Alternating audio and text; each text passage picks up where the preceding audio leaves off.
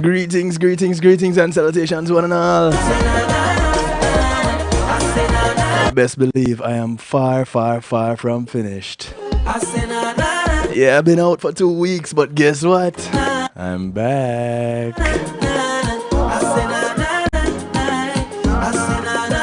That's the old time Jamaican saying, when I dead, I dash it away. Yeah, man. Call it the rebirth. I want to say big ups to each and everyone locked in right now. Much love to you, much respect.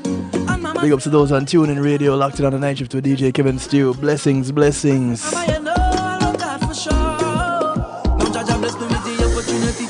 Much love to those who are locked in from across the pond.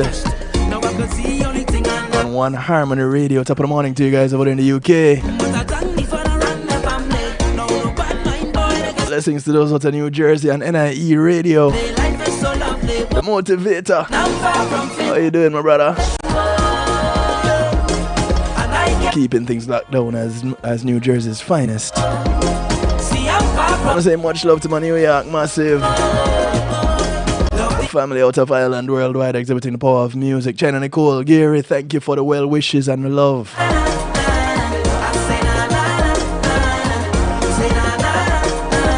Big ups to those out of Long Island, New York, and Isle and Reggae Pulse Radio. DJ Atomic Force, much respect, my brother. Thank you very much for the well wishes.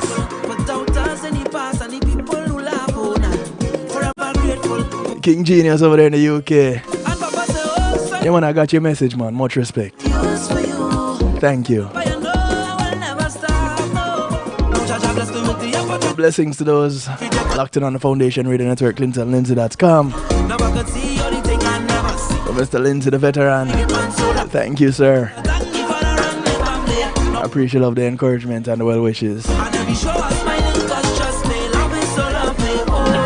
Much love to the family out of Texas. WGLRO, the home of the Danny Walker Morning Show, taking from the sheets to the street, touching from Detroit to Denmark and all points in between. Big ups, Danny. Thank you, bro.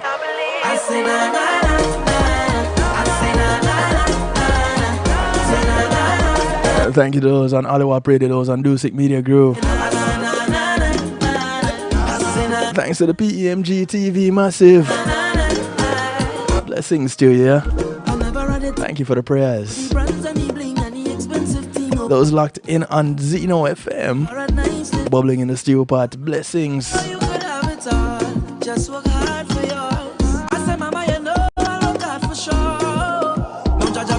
Big ups to the Massive on Clubhouse, bubbling in the stew pot. Thank you. I want to say special big ups to those who are locked in on Facebook Live right now. Much respects to you.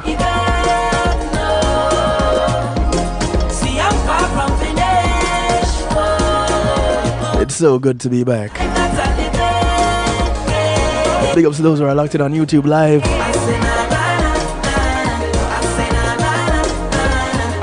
Hey, Pat.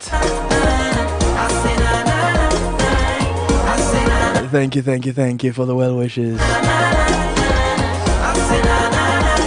Pat has always been checking in on me.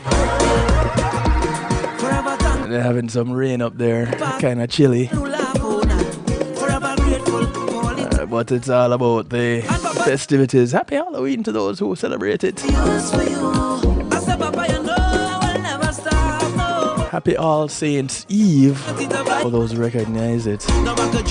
Because tomorrow is All Saints Day, which is where Halloween gets its name. If you didn't know the history, you can go check it out. All Hallows Eve. Do the math. And I'm far from finished.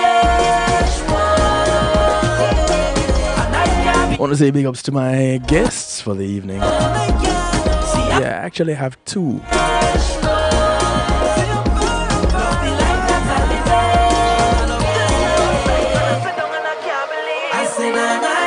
Of course, we're going to be starting with one.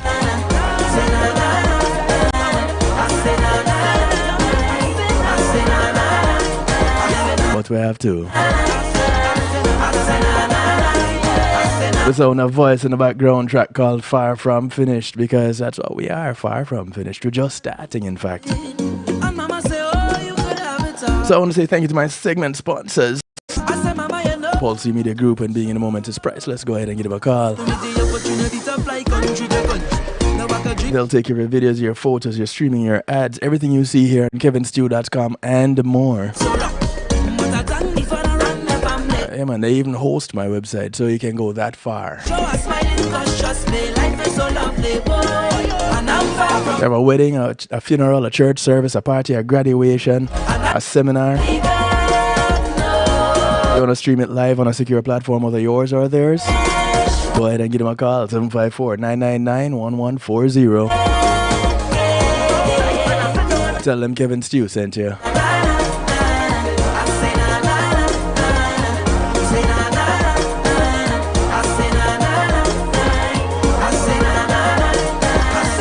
I want to say thank you to Althea and her Healing Heavenly Hands. Althea is a licensed massage therapist operating out of Broad County, North Miami and South Palm Beach counties. She comes to you, bringing her table, her oils, and over 20 years massage therapy experience.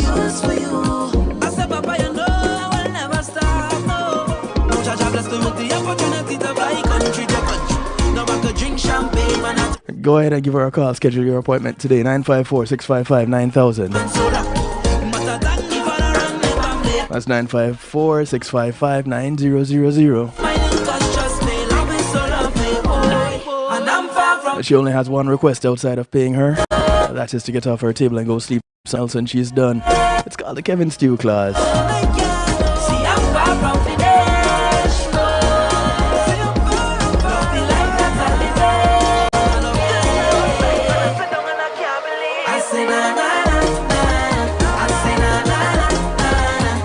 Thank you, Althea. I want to say big ups to Reggae Global Entertainment. Reggae Global act as your booking agents, handle your tour management, take care of your business registrations, your legal service referrals, music production, marketing and promotion, and much, much more. Just work hard for yours. Go ahead and give them a call, 954-804-8199, or check them out at reggaeglobal.com. Tell them Kevin Stew sent you.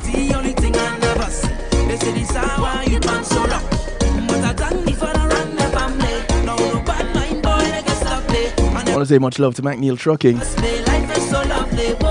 McNeil Trucking is a veteran-owned, licensed and insured mover in the state of Florida. So you want to move from the Keys up to Jacksonville, from Naples over to Cocoa Beach, any point in between. Call them up, 954-406-9740.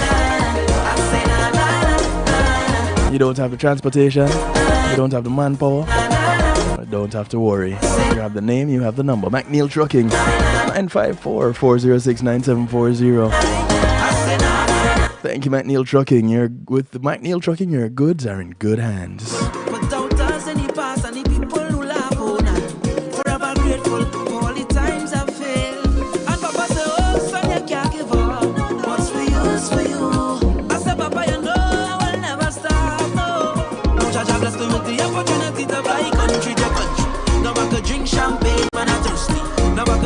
Now, of course, let me remind you of this early. If you haven't gotten your copy yet, please go get your copy today of my very first narrated audiobook. Yeah. So, you just download your copy. It's called Empowered: Essential Concepts and Strategies Every Woman Should Know About Self-Defense. Available today on Audible. You can just go to Amazon and check it out. It's written by Jonathan Field, narrated by yours truly, me. Empowered: Essential concepts and strategies every woman should know about self-defense. Go get your copy today. Never a nice living. And mama say, oh, you could have it all. Just work hard for yours. I say, mama, you know I'll work hard for sure. Now Jaja bless me with the opportunity to fly country to country. Now I can drink champagne when I thirst. But I'm glad you're staying warm, staying dry, and enjoying your good food. Your stew chicken with the rice and spinach, garlic oil drizzled over it. It's alright, do you think? Love the life that I live.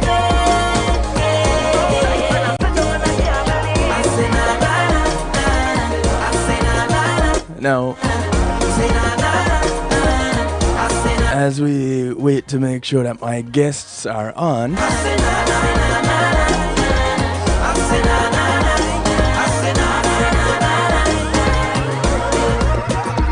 forever thankful for doubters and the past and the people who laugh on us.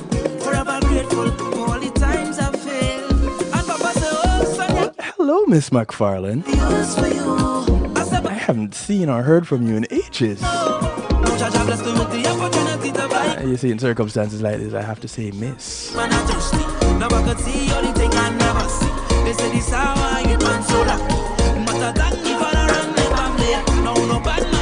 Good to see you, Ver.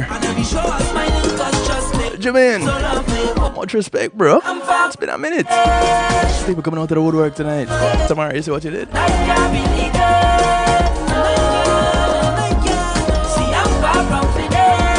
So, Tamara, let me check your mic real quick, please. Let me hear you. Can you hear me? Can you hear me? I hear you loud and clear. Awesome. Can you hear me? I'm hearing you just fine.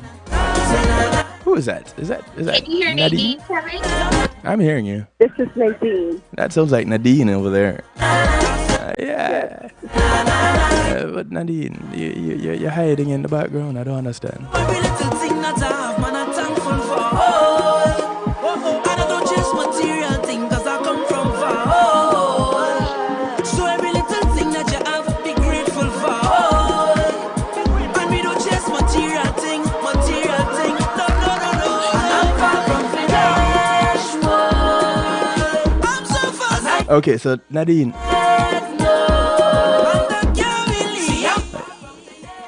since you're hiding in the background, I'm gonna send you a number to use.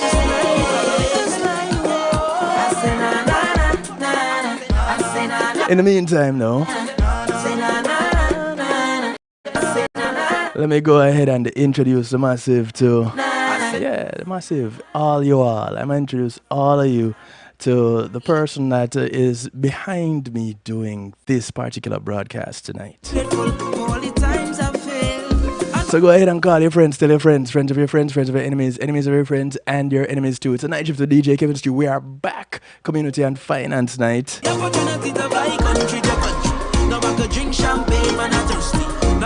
And tonight, I have a very special, super special guest. Ladies and gentlemen, I introduce you to Tamara Dawes. Tamara, welcome to the night shift. Thank you. It's an honor to join you. It's a privilege to have you.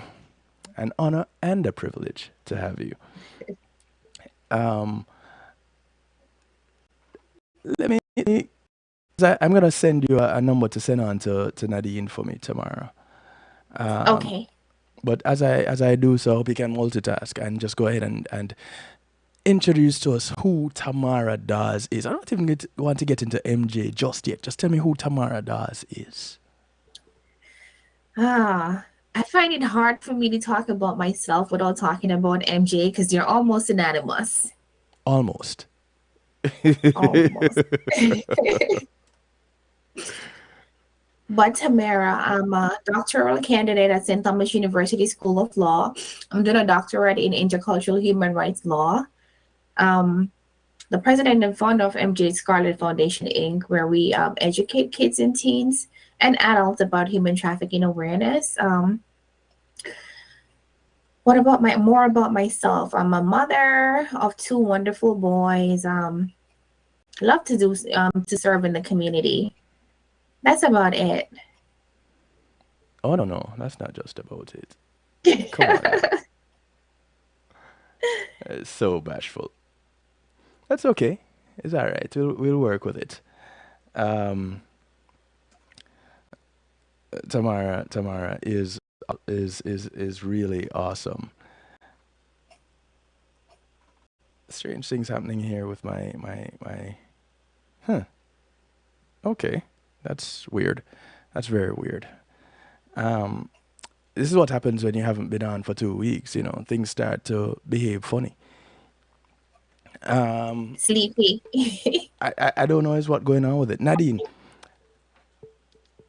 hello, Nadine, you still there? Send me that number I'm so I here. can send I'm it here. to Can you her. hear me? Okay, Can you hear me? yeah, I can hear you. I'm gonna send Okay. Tamara a number, and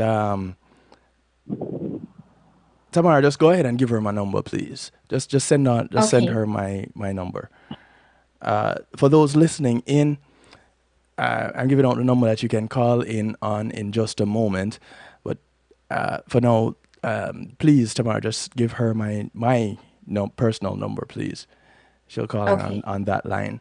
For those who are listening in, I encourage you to call in on the number you see scrolling across the bottom of your screen right now, 773-789-STEW. That's 773-789-7839. You can call, you can text, you can WhatsApp, you can Telegram. They all work. So, but I do encourage you for tonight to go ahead and text. If you don't want to call, just go ahead and text. But do call in. Do call in. Nadine, Yes. welcome to the Thank you. broadcast. Thank you. Glad to have you. Glad to be here. And I'm gonna bring you in just a moment because it's important to bring you in after we kind of have an idea about MJ Scarlet Foundation, Okay. and then we can tie you in right then and there. So Tamara said she can't talk about herself without talking about MJ Scarlett. Correct. I So heard it today. let me give her the opportunity to talk about MJ Scarlett Foundation. Okay. So Tamara, why are you just smiling at me? I don't understand. Go ahead, tell us about MJ Scarlett Foundation. You muted your mic. That's why you're just smiling at me. You muted Oh, your mic. I'm muted. That's why you can't hear me. See these people. You have been away from technology too, haven't you? I'm talking to myself. That's not such a bad thing. It's not such a bad thing. I have done it. Those who haven't, I recommend you try. True. Okay, so go. MJ Okay, so Scarlett. MG Scarlet Foundation is a nonprofit organization that educates kids, teens, and adults about human trafficking awareness and how to protect themselves and others from being trafficked. We do this through online safety training, also in person. And we've trained law enforcement. I've trained the FBI and law enforcement officers. We do schools, churches, just about anyone that would like to hear the information. We go to parks, we go to community fairs so we can educate the community because it's important. It's important because there are more than 40 million victims worldwide and less than 1% are rescued. And so education is just so, I can't just explain how important that is. Also, we do victim support such as pro bono counseling. We have a peer group for survivors of trafficking, but we've also included women who've experienced domestic violence and sexual abuse. And with this month being Domestic Violence Month, it's good that we can also have this conversation and we tie in domestic violence while we're talking about sex trafficking. We also serve the homeless, and that's important because about 64% of that 1% that's rescued reported being homeless at the time they were recruited into trafficking. So twice per month, we partner with Plantation SDA Church, and we go downtown Broward and we do a homeless outreach where we not only give them food, we give them clothes, we give them information about where to get help if they need help, and whatever resources is available in the community. So why did am I doing this? So MJ Scarlett is actually my deceased daughter, Mia Joanna Scarlett. In 2018, she died. She was vaccinated, unfortunately, just her regular 2 months vaccines, and she went into respiratory distress within 24 hours of being vaccinated. She was on life support for a few days, and then she was declared dead. About 6 months later, I took my son to PE at a multi-purpose gym, and the coordinator there knew that my background was human rights law, and she asked me to speak to the youths about human trafficking awareness because she realized that they were vulnerable, Mm-hmm. and that is how this organization started in a nutshell. I realized that back in 2018, more than 56% of sex traffic victims were children, and I know what it's like to lose a child. So if my in honor of my daughter I can even save one child, and her death would have been worth it. Yeah.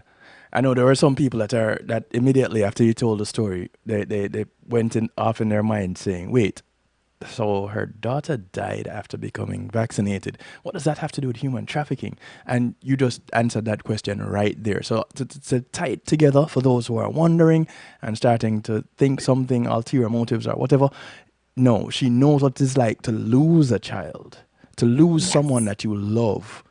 And from that loss came the fight against human trafficking. You might think it's kind of weird, but the loss remains the same. So Mm-hmm. understand what it is that she is aware of and what she has gone through to get to the point where she is now. Okay? Just to clear that up for those who are wondering and want to jump on her case about saying something, as many have done on my previous broadcast. So, clarity. Thank you, Kevin. It's really about finding pain for purpose. Yeah. Something bad can happen to you, and God can turn it into something beautiful. And when Nadine ties in her story to how we got connected, you'll just see how God can just work miracles out of a bad situation. Yeah.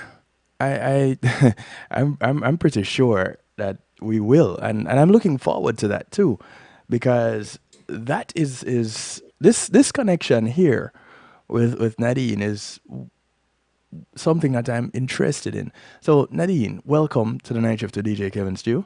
I am Kevin. Nice to meet you. Nice to meet you also. All right. So who is Nadine? Um, Pretty much like Tamara said, I'm a mother, I'm a wife, Mm-hmm. um, I'm compassionate, I'm nurturing, and I am a survivor of human sex trafficking.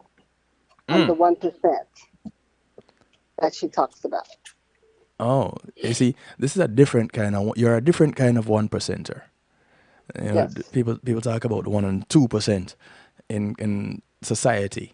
You're a different kind of 1%er. You're the kind of 1%er that people need to sit down with notebooks, and as you talk, they just scribble down notes because you survive something that a lot of people know exist, and few people spend the time to really find out about and talk about.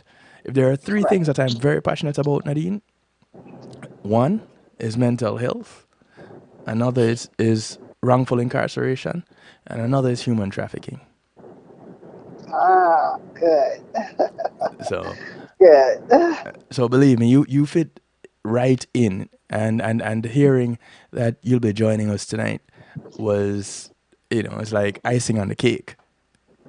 I don't eat a lot of Thank cake, you, but yeah, it's icing on the cake. thank you, thank you. No, thank you.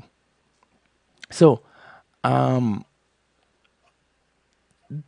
how did you two connect exactly?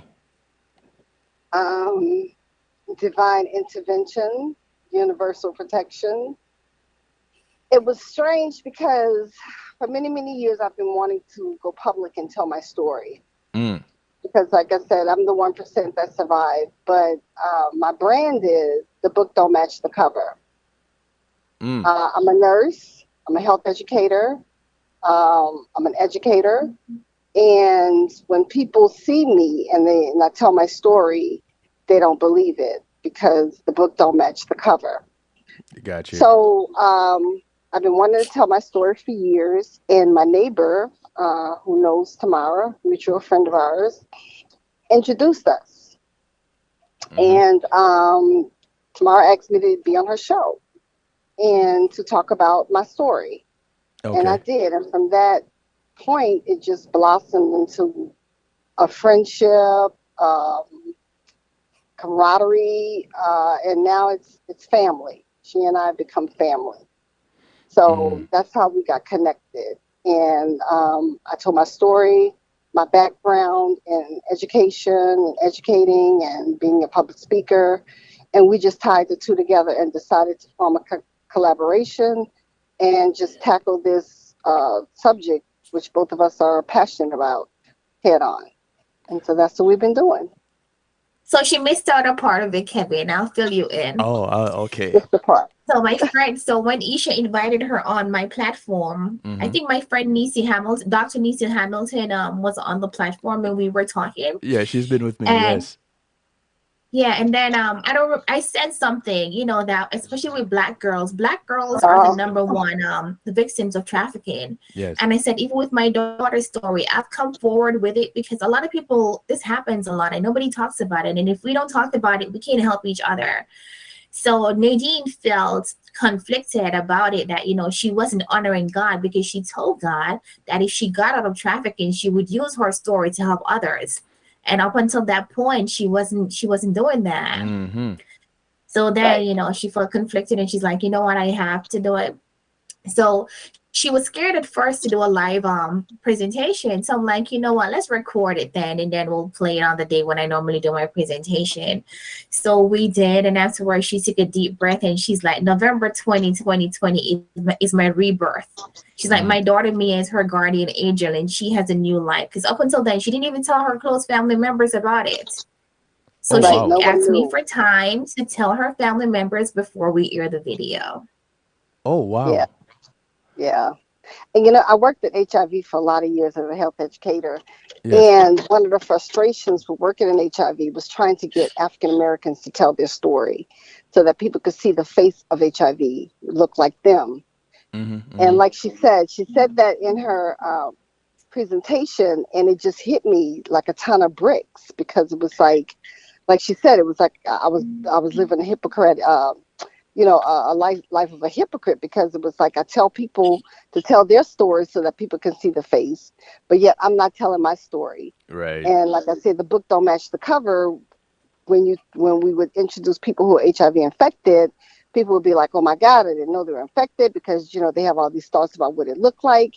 And when I tell my story, people are like, oh my God, I now I know someone who's been trafficked. I didn't think it existed in my life, or I would ever meet anyone.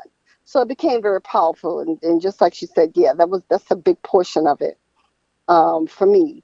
And to be able to finally disclose to my family, a lot of my family members, my nieces and nephews, who I hold very dear to my heart, like my kids, they didn't know that their Nana had been trafficked. They didn't know that part of my life, and my daughter, Tamara left that out.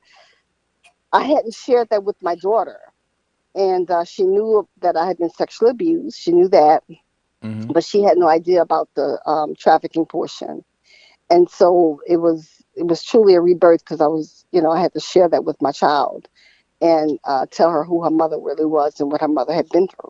So definitely. So, Tamara, I don't know if you had, I didn't follow up with you to see if you had gotten through to Sandra, to Dr. Sandra Maria Anderson, who has told a story of being trafficked on this platform, and she shares it in her documentary that Nisi did. Also,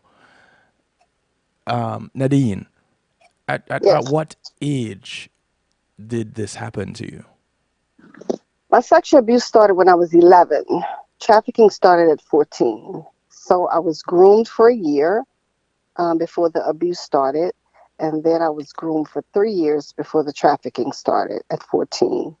And at 17, he kidnapped me basically and brought me here to Florida because I'm from New Orleans, Louisiana, and brought me here to Florida. And I was trafficked here in Florida Okay, until I escaped. so I oof. We're gonna go a little bit deeper. So Hmm. I hope you have on your comfortable shoes because you're gonna Oh, take us on a journey. it's all about education. So I always tell people, like I said, when I started my HIV presentation, I would tell people, here's the time to ask all the questions you wanted to know. And if you leave this room with any questions or any type of ignorance after this, it's on you. So I say that in my presentations now and telling my story. I'm very open. I'm very transparent. Nothing is offensive. Not if you want to know something about my life or about trafficking, that is what we're here for. That is our goal, to educate. So fire away. Okay, so you said it start and Tamara, you know, we continue our dialogue. Blessings, Marlon. Much love, bro. Oh, let me pause just for a quick moment. You know, sometimes people operate in the background and do some things, some amazing things in our communities, and I have to tip my hat to some people. Those that some of which I know personally, that do things like take their money, get their supplies, and prepare things for the homeless, and just decide, okay, this day in a couple of weeks we're going out on the road to give Mm-hmm. out. We're going to feed. We're going to give some care packages, and wish the people well. Mm-hmm. And for those that decide that they're going to do it a one-off time, much love to you. For those that decide they're going to do it over and over again, Marlon, you don't even know the blessing that you are. And Marlon himself have a story, because Marlon was at death's door one time.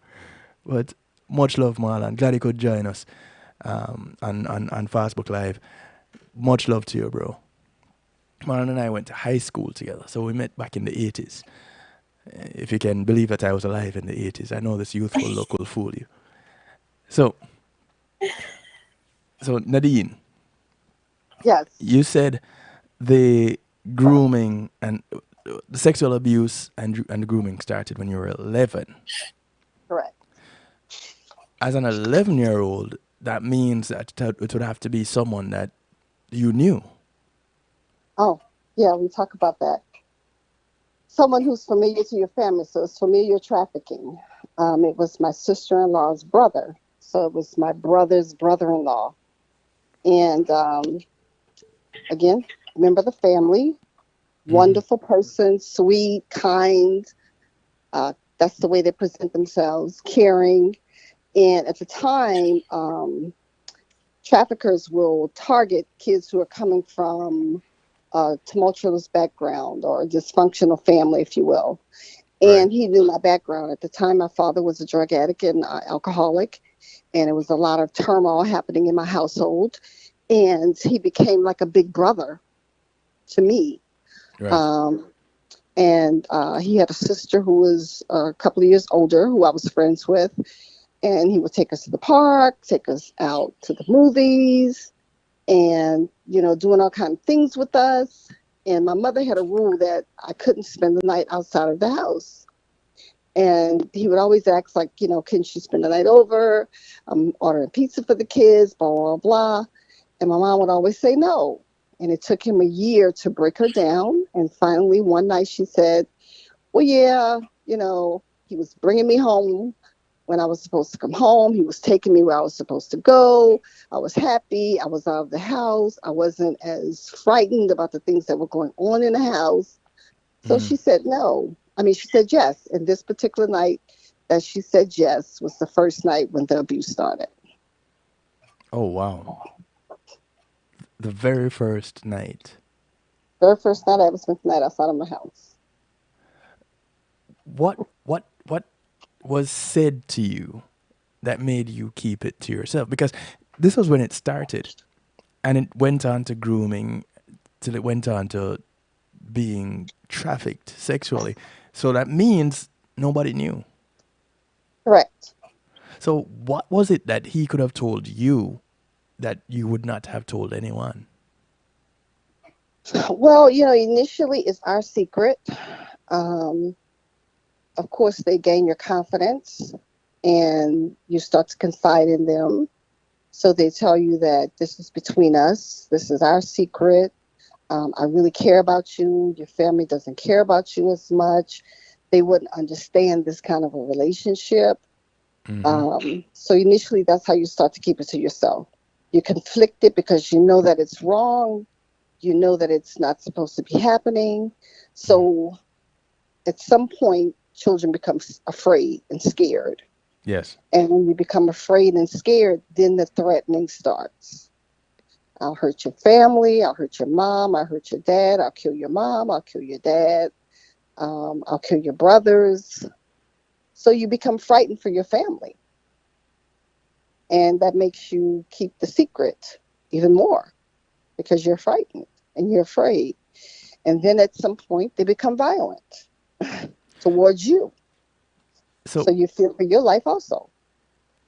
So between ages 11 and 14, you went through all of this? Oh, yeah. Yeah. You went from your brother's brother-in-law being the sweet, nice family member to a monster. Yeah, to that. To a monster. Correct. And it's kind of it sounds, to use an analogy, think of the way frogs are cooked. You don't just drop them in hot water, but you put them in comfortable water so that they're there, and you just turn up the heat. Exactly. And as it gets hotter, they adjust. And this sounds like what kind of happened to you. And we talk about it all the time that we talk about Stockholm syndrome. Yes. And people don't believe that. They'll ask you, why didn't you leave? Why didn't you get out? But it's a form of brainwashing. These people are calculating. That's what they do. So brainwashing is for real.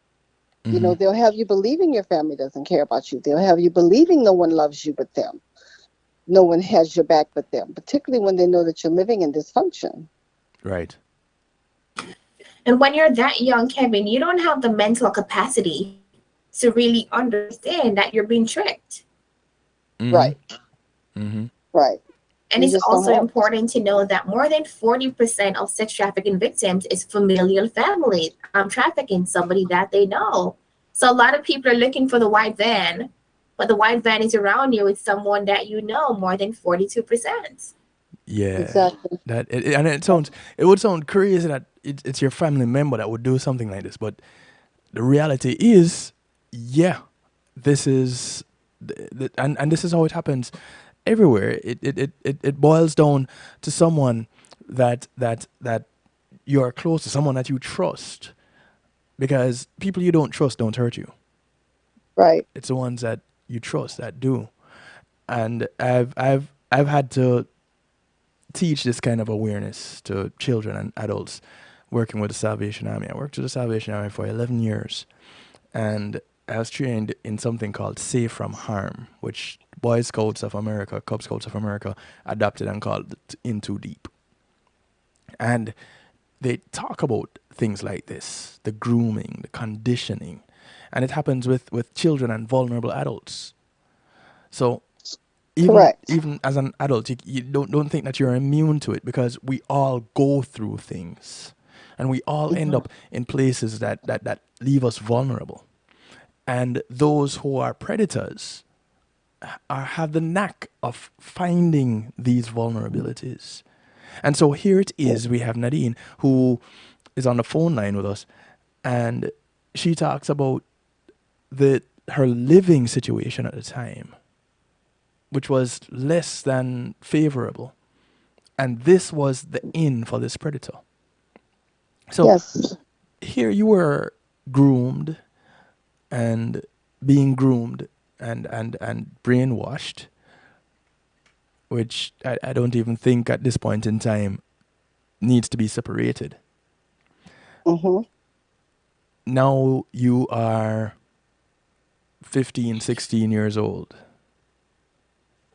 And this is when you're taken from New Orleans to Florida? So, a week after I graduated high school, I was taken from New Orleans to Florida.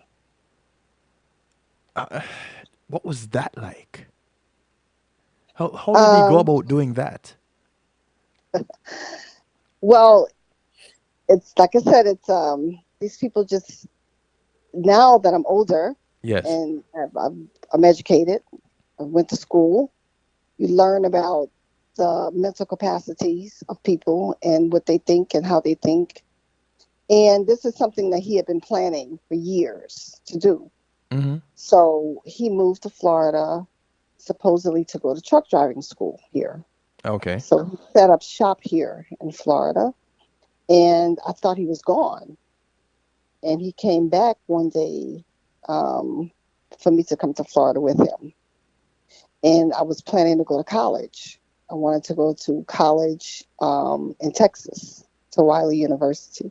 Mm-hmm. And he said that that was not a part of his plans for me. Oh. So, right. So he became violent. And at the time, I was working part-time job, and like I said, saving my money for the summer, hopefully for the summer, to go to college in the fall. And he needed some money, so I told him that I would steal my father's Social Security check and cash it and bring it to him if he would just leave me alone. And that is what I did.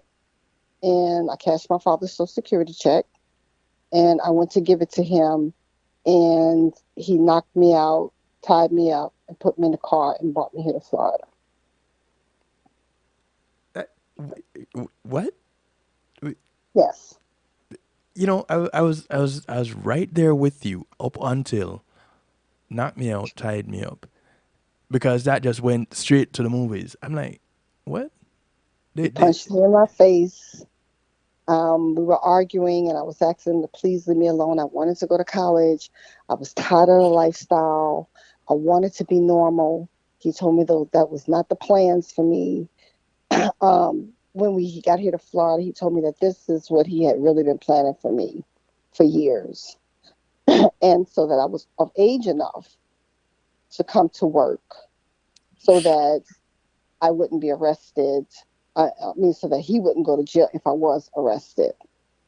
So, and I remember we were in a parking lot of the grocery store where I cashed my father's check. And I brought it to him, to his car, and we were arguing. And the next thing I knew, he had hit me. And when I woke up again, I was at a rest stop in Mississippi. And he told me, don't scream, don't yell, or he would kill me and he would leave my body. And the one thing that I always would ask him, if you ever killed me, could you please just leave my body so my mother can find me, so she can have closure? right. Because I knew that was important to me. And for years, she had said that a cousin of hers had gotten killed, and they never found the cousin. Wow. So I would ask him to, just leave my body so my mom can find it. And he would tell me that your mother would never find you here in Mississippi, where I had never been out of the state without my parents, you know. Mm-hmm. Um, Mm-hmm. so at 17, you don't have the geographical sense to know how far Mississippi is or whatever. You know what I'm saying? Yes. Yes. So I used the bathroom and got back in the car, and he continued here to Florida, to Pensacola. Wow. Now, I've heard trafficking stories, and the emotion doesn't get old. The reaction, it doesn't hit any different when you hear them, because it strikes that hard and it cuts that deep. You know, I look at my children and I cannot fathom what it is like not knowing where they are, not knowing if they're alive, or not knowing what is going on with them. I've thought about it and it has hurt me to my core. Tears came to my eyes just from the thought, if something like this ever happened. Which, You know, go ahead. Sorry. I was gonna say, which kind of takes us to over to Tamara, but you were gonna say something.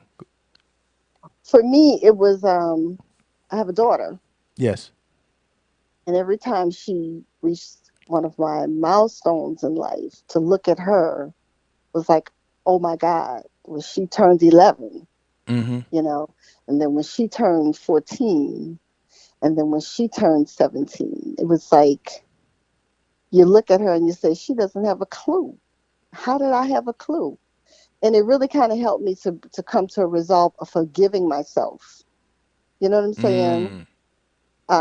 Because at 11, you see how immature and silly and goofy she is. Yes. And then at 14, you see, you know, her evolving, but still trying to fight for her independence at that point, because she's really full blossoming in adolescence. And Right. you really don't know anything. And at 17, you still realize how much she doesn't know at 17. And then to compare myself to where I was at her age. So it kind of helped me to be able to forgive me and the little girl in me, and to have a little bit more compassion for her, you know, because you do walk around with the shame and the guilt for years. Yeah, that's the other part. I'm gonna come back. I want to come back and ask you about your parenting style. But Tamara, you having lost a child, and that is something too that we also need to talk about. And so, and I want to leave that one for another broadcast, because Okay. in fact, I want to highlight that on one of my health broadcasts, on one of my Tuesday nights.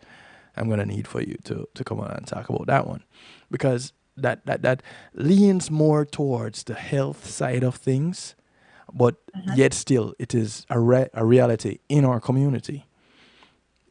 And there are a lot of people that argue it away, and there are a lot of policies in place that protect against things like that, taking recourse. So we'll talk about that on one of my health shows. I needed to come back for Absolutely. that. But having, as a parent, as a woman who has lost a child, never for them to come back. I've lost both my parents. Both my parents have transitioned. So I know what it's like to lose a parent. I don't know what it is like to lose a child. I don't know what it is like to be lost myself, as what happened in Nadine's case. So I'm living vicariously through you ladies tonight. And so, Tamara, you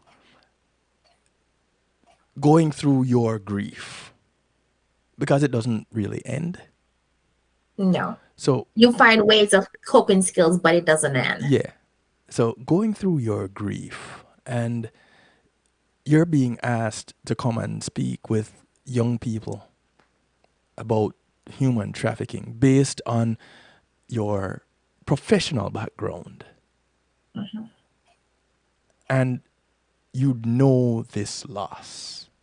And in the midst of reaching out, educating, somehow, some way you manage to get connected. The neighbor, the mutual friend, connects you with Nadine. How, describe to me that bond, that connection, if you can find the words. it's like trauma bond. You know, we're a part of a club that nobody wants to be in. You know, we didn't have the same kind of trauma. Mine was from my daughter's death. Hers was from being trafficked and, you know, sexual abuse and all that stuff. But to an extent, trauma is trauma. And so there are some things that I just totally understand and I get that other people, you know, won't understand if they talk to her, vice versa. Yeah. Yeah. And then it was just also healing. As my friend Paula Scott puts it, you know, finding purpose from my pain. It was healing to know that my daughter died, but her memory can live on. And when Nadine said to me that November 2020 was her rebirth and Mia was her angel, you know, a part of me just wanted to fall apart. My son puts it the best way when he said, Mommy, why couldn't God just make Mia live and tell you to start a foundation to help other children? But that wasn't God's plan. And it wouldn't have had the same effect because like I told Kevin, I'm doing my dissertation on therapeutic jurisprudence, it's an area of law that came out of mental health law. Yes. And my supervisor has noted how my writing has changed since my daughter's death. You know, I'm more compassionate. I'm more, you know, empathetic about my the people that I've done my research on with mental illness. I've always thought that I had such good mental health before her death. And afterwards, you know, I know what it's like now to go through anxiety and depression and despair, even when I didn't know that I was going through despair, you know. My sister was the one that was analyzing me, that I was functionally depressed, and I wouldn't admit it. I'm like, I'm not laying down in bed sleeping. You know, I would get up every day and I would do what I normally do as routine, but I was just an empty shell walking around. So you asked me about my connection with Nadine. Nadine was like just an angel. She thinks that my daughter and I are her angels, but in truth, she was my angel that says, you know what, let's walk this path together. Like, I know about all this stuff from all the research that I've done, but Nadine has had a lived experience. And so the two combined has made us like a power team. You know, that's why I like to do my presentations with her, because I can talk about all the stuff that I've read in the books.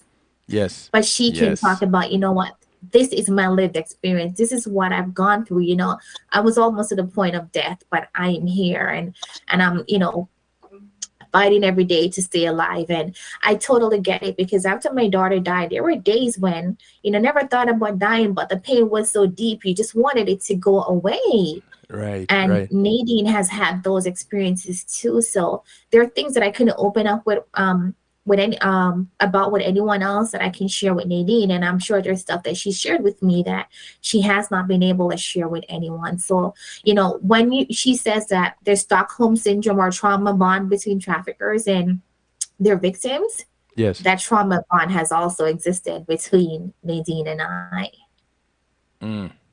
I can imagine.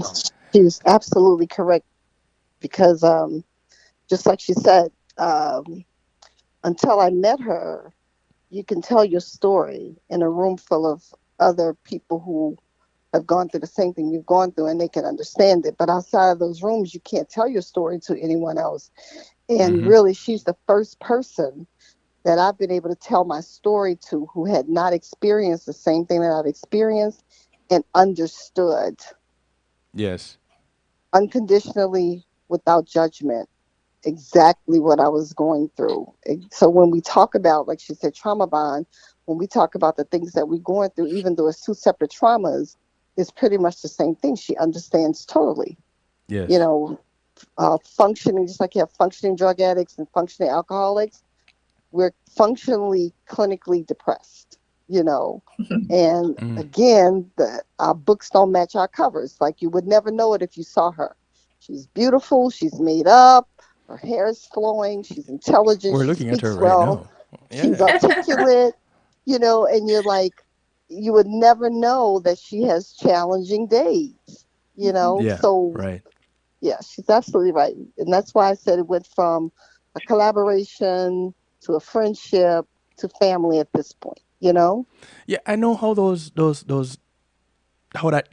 relationships form and build. It's amazing. It always is amazing. And I always, one of my questions is the why. Has always been. And from asking the why, I have gone ahead and done certain courses myself and gotten involved in certain things. Like just a few weeks ago, I was the host of NAMI Walks for the third year in a row. I guess that's my annual thing now. The National Alliance on Mental Illness with their Broad County, their annual fundraiser. I am their host. Awesome. And Uh, so I get to have that interaction and to learn more about mental health that way. And the human trafficking side, from speaking with people like Tamara, Nisi, you, Sandra, Maria Anderson, Judge Ginger Lerner Wren, the mental health, the human trafficking, it's amazing, and wrongful incarceration from the various attorneys that I've spoken with, and formerly incarcerated, God bless you, formerly incarcerated, the legal attorney, so legal consultants and such. So I have been absorbing from you guys and sharing with the listening audience through this medium. But it's never enough, nor can I say I will be ever able to give enough, because there's not enough time in a day to give out all this information. Because even though you have now come out of that situation, you kind of still live it. So, which leads me to asking you, Nadine, how do you get out? How did you get out of it? But before that, I'm gonna part company with those on Clubhouse and those on Facebook Live. Come on over to the home of the night shift with DJ Kevin Stew, where you're encouraged to have acceptance through enlightenment. It's kevinstew.com. The link is pinned in the comment section. It's in the description. Just click on the link. Come on over. You don't need to do anything else. Interact in the stew pot. Those of you wondering what that is, it's what others call a chat room, but because we're fancy on kevinstew.com, it's the stew pot. It's where we keep things interactive and bubbling. So come on over. You don't need to register, offer your firstborn, an internal organ, or a blood sacrifice. Nothing like that. Just go to kevinstew.com and you are there. You can remain anonymous if you choose, or you can change your name and let us know exactly who it is that we're interacting with. Either way, we just ask that you be respectful and share your views, ask your questions, put your comments, and of course, share with everyone else. Invite somebody, call your friend, tell your friend, friends of your friends, friends of your enemies, enemies of your friends, and your enemies too, because this is information that is good for everybody. Cujo, much love to you, bro. Thank you for tuning in. Hubert, much love. Rupert, blessings. Heal up the family for me. And y'all, come on over to kevinstew.com for the remainder of the broadcast, all right? So, talk to us, Nadine, about how you got out of the situation.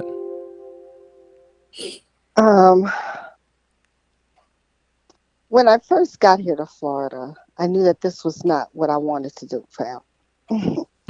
And actually, I felt like I was either going to die here in the streets, or he was going to kill me. I didn't see me being here for long. And identifying with the young people today when they're living a life of recklessness because dying is acceptable in their world, I can identify with that. So when I came to Florida, I started working. He's put me on the street and I started working. And because I was still underage, to cover it up, he was in truck driving school, but he decided that I needed to get a job because, like I said, I was working to go to school, and so I had experience. So I got a job working at and I guess this is going to age me, at Tom McCann's Shoes in Pensacola. Okay. And I was also working periodically through the day when I wasn't working for him. And I was saving my money. And I started saving money and skimming money off the top. trying to save to escape. My my goal was to uh, go to California where he wouldn't be able to find me. Right. And there was an incident where I was kidnapped by another pimp. Oh my And goodness. later I figured out that this was an arrangement between him and this guy, I'm sure. I don't know whether it was to sell me to him or to my loyalty. I don't know what it was. This guy held me hostage about a day and a half, threatening me, making me do all kinds of things under duress with a gun, and threatening to shoot me up with drugs. Um, he brought me to this, what I thought was an abandoned building, but where he kept, I'm sure, other girls at the time who were working. And he would cook drugs in front of me and threaten to shoot me up. And finally, he said, he told me to get up. And I didn't know what he was going to do. And he brought me to down the steps to his car, and he raped me. And I thought he was going to kill me.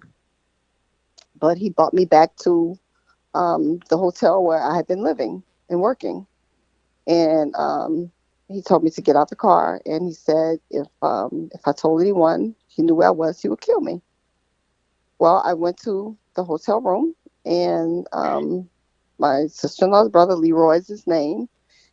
He was very upset because I had been gone, and he felt like I went to work with this guy, and I was gonna go work for this guy, leave this guy, or had violated his trust or whatever. Well, he beat me, and he beat me, Mm. which was of many beatings that I received. So he knocked me out in the car, but he had done this so many times before. I couldn't go to school for days. Um, just would cut me with a hatchet. He would do all kinds of things. And when I woke up, and the people who cleaned the rooms and the owners of this hotel were standing over me, and I could feel the soreness in my body from being beaten. Then I remember the lady told her son to go and get a towel, and I remember he placed the towel on my face, and I must have fallen back off to sleep or whatever. I don't know.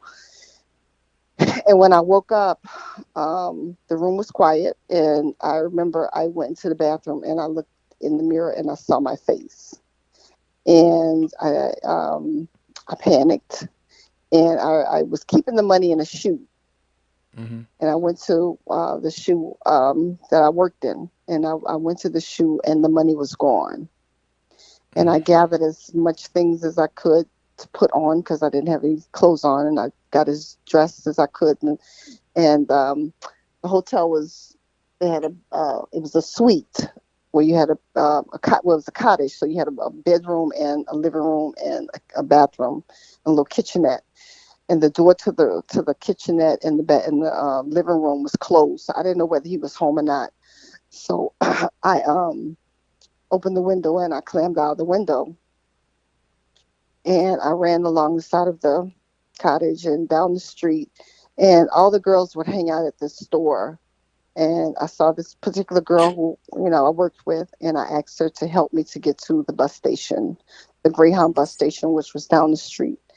And, on the way there, she said, you're going to get, they just called me a little bit. And they said, a little bit, you're going to get us all killed. You're going to get us both killed. If they find out, you're going to get us killed. And I was just crying. And she saw my face, and I was just saying, please, I just want to go home. Help me. And she helped me into the station, and I turned around and she was gone. And I went to the counter, and I remember there was a line of people, and I went to the counter and I started telling them that I wanted to go home, and I had been kidnapped from Louisiana. And they called the manager, and I asked them to call my mom, and they called my mother, and somehow they worked it out to where they told me to get on this bus that the bus there that was leaving the station going to New Orleans, but it was going through Mississippi. It wasn't a straight shot to New Orleans. And I got on the bus and he drove up. Oh no. And I was trying to be invisible, but didn't really notice him at first. And then when I noticed him, then he noticed me and we locked eyes. And he was telling me to get off the bus and making gestures like he was going to kill me. And I was crying. And I can remember there was a lot of people on the bus, but I was there was a lady and a gentleman on the bus. And he got out of his car and he came to the bus and he was bamming on the bus door and he was telling the bus driver that I was his sister and I was running away and to open the door so he can get me off the bus. And I screamed to him and I said, if you open that door, he's going to kill me. And the people on the bus started telling the bus driver that he needed to drive off. And the bus driver told him if he didn't get away from the bus, he would call the police. And he drove off. And I can remember him following the bus for a while. And the lady and the man and other people on the bus was telling me, don't look at him. Don't look at him. And those are my angels. This lady and this man, they rolled with me. And I remember when we got to the first stop, I was afraid to get off the bus. And they got me off the bus, and the lady took me to the bathroom and she cleaned me up and helped me to put the rest of my clothes on. And when I came out of the bathroom, it was a gas station. And at that time, the bathrooms were outside. Yeah. And the man had went into the gas station and bought me food. And and I ate. And they rode the whole while with me. I remember I slept next to this lady. And she got off in Mississippi. And she asked the man, was he going all the way with me? And he said yes. And he went all the way to New Orleans with me until I got to the bus station in New Orleans, and my brother was there to pick me up. And I later found out, that he was supposed to get off in Mississippi, but he stayed on the bus with me, and then he was going to catch a bus back to Mississippi. Wow. And so when I got home, my brother took me from the bus station to my mother to see my mom. And I spent a few hours with my mother. When I got there, all of my clothes were packed. And my brother put my suitcases in the car and took me to Southern University. And I had to become a college student. And no one, did what happened, didn't ask any questions. I wasn't able to decompress, talk about any of it. I was forced to have to become a college student. And so he started coming on campus and harassing me. My Leroy goodness. did. And it got to the point I was afraid to go to class. And at that time, I lived in a dorm with 6 suite mates. And one of my suite mates was from Detroit. And she noticed that I hadn't been going to class. So she would always ask me, why aren't you going to class? Why aren't you going to class? Because he had gotten a number to the suite and would be calling to harass me. Then I would see him on campus. And one day she came in and I was crying. He had been calling. And the phone rang again. And one of the suite mates answered the phone.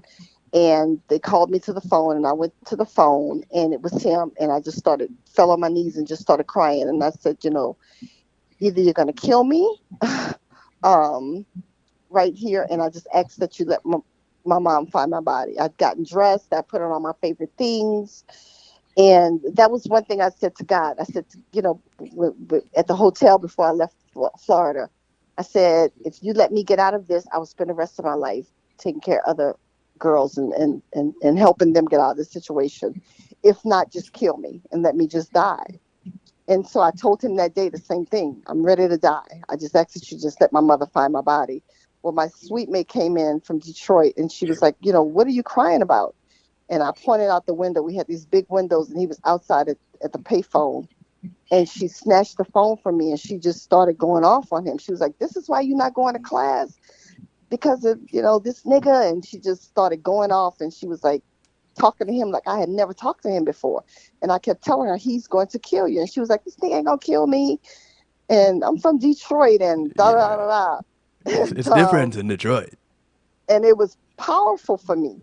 It Yeah. was empowering because Yes. I had never spoken to him like that without him killing me. You know what I'm saying? Or beating me.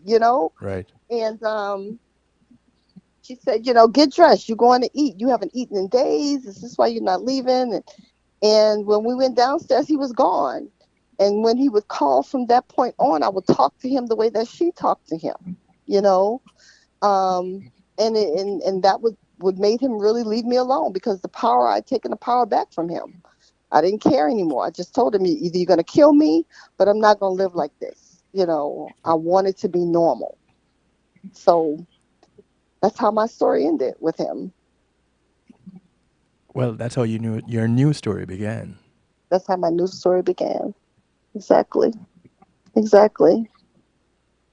Exactly. A Wow. whole new world opened up, and I was able to start experiencing things. Tamara and I talk about this all the time. Like when I went to college, and people would talk about, the prom, and people would talk about their first boyfriends. I would have to make those stories up because I didn't have those stories in my life. I didn't experience those kinds of things. Well, your childhood was cut short. Your teenage life was non existent. Exactly. Here you are now as a young adult going to young adolescent, young adult, going to university. And you're supposed to be at a particular stage in development that you don't even know who you are, let alone where you are, really, in that Exactly. stage. How did you manage to navigate that space? You become someone who you're not. You lie a lot. You make up stories a lot. So you become someone who you're not. And that's what I'm saying was my rebirth was November the 20th because it's like 2020. Because for my life, like I said, I'd lived this life. People did not know who I really was. Um, and like I said, you make up stories about who you were, and that wasn't really your life. But you don't want people to know that, hey, I'm coming here. I'm coming from off the street. You know, this is what I've been through. Dating was difficult. I was You just gonna know, ask you that question. yeah, dating was difficult because you know you're taught to date in a different kind of a way. And it's so funny because the other day I was just having this conversation with someone yesterday. Actually, I work in foster care now, Yes. and I work with foster kids. And I was having this conversation with one of the staff members who used to be a foster kid. And like you said, how do you navigate that? That you can't identify with normalcy of dating. Like, when did you start dating? When was your first kiss? When was your first sexual experience? And then you're dating guys, and you have to realize these are real guys. these Mm-hmm. are these are 19-year-old, 18-year-old guys, 20-year-old guys. So you have to conduct yourself differently because you're used to being with men. And then you get the stigma Hmm. that I can remember. I don't know if we're on an adult show or not, but Well, I can give I a was disclaimer right now. What you hear on this broadcast, remember, it is for educational purposes. So this is a real life experience. So if you need to guide your children after hearing the next bit of information, you guide them accordingly. But this is a real life experience. So this is a teachable moment. Use it as such. Go ahead, Nadine. um, I remember having a conversation with this guy I dated, who was my college sweetheart at the time, who had become I had dated for a while in college, and I uh, went through a heartbreak with him, and it Hmm. was my first real heartbreak as I guess ever.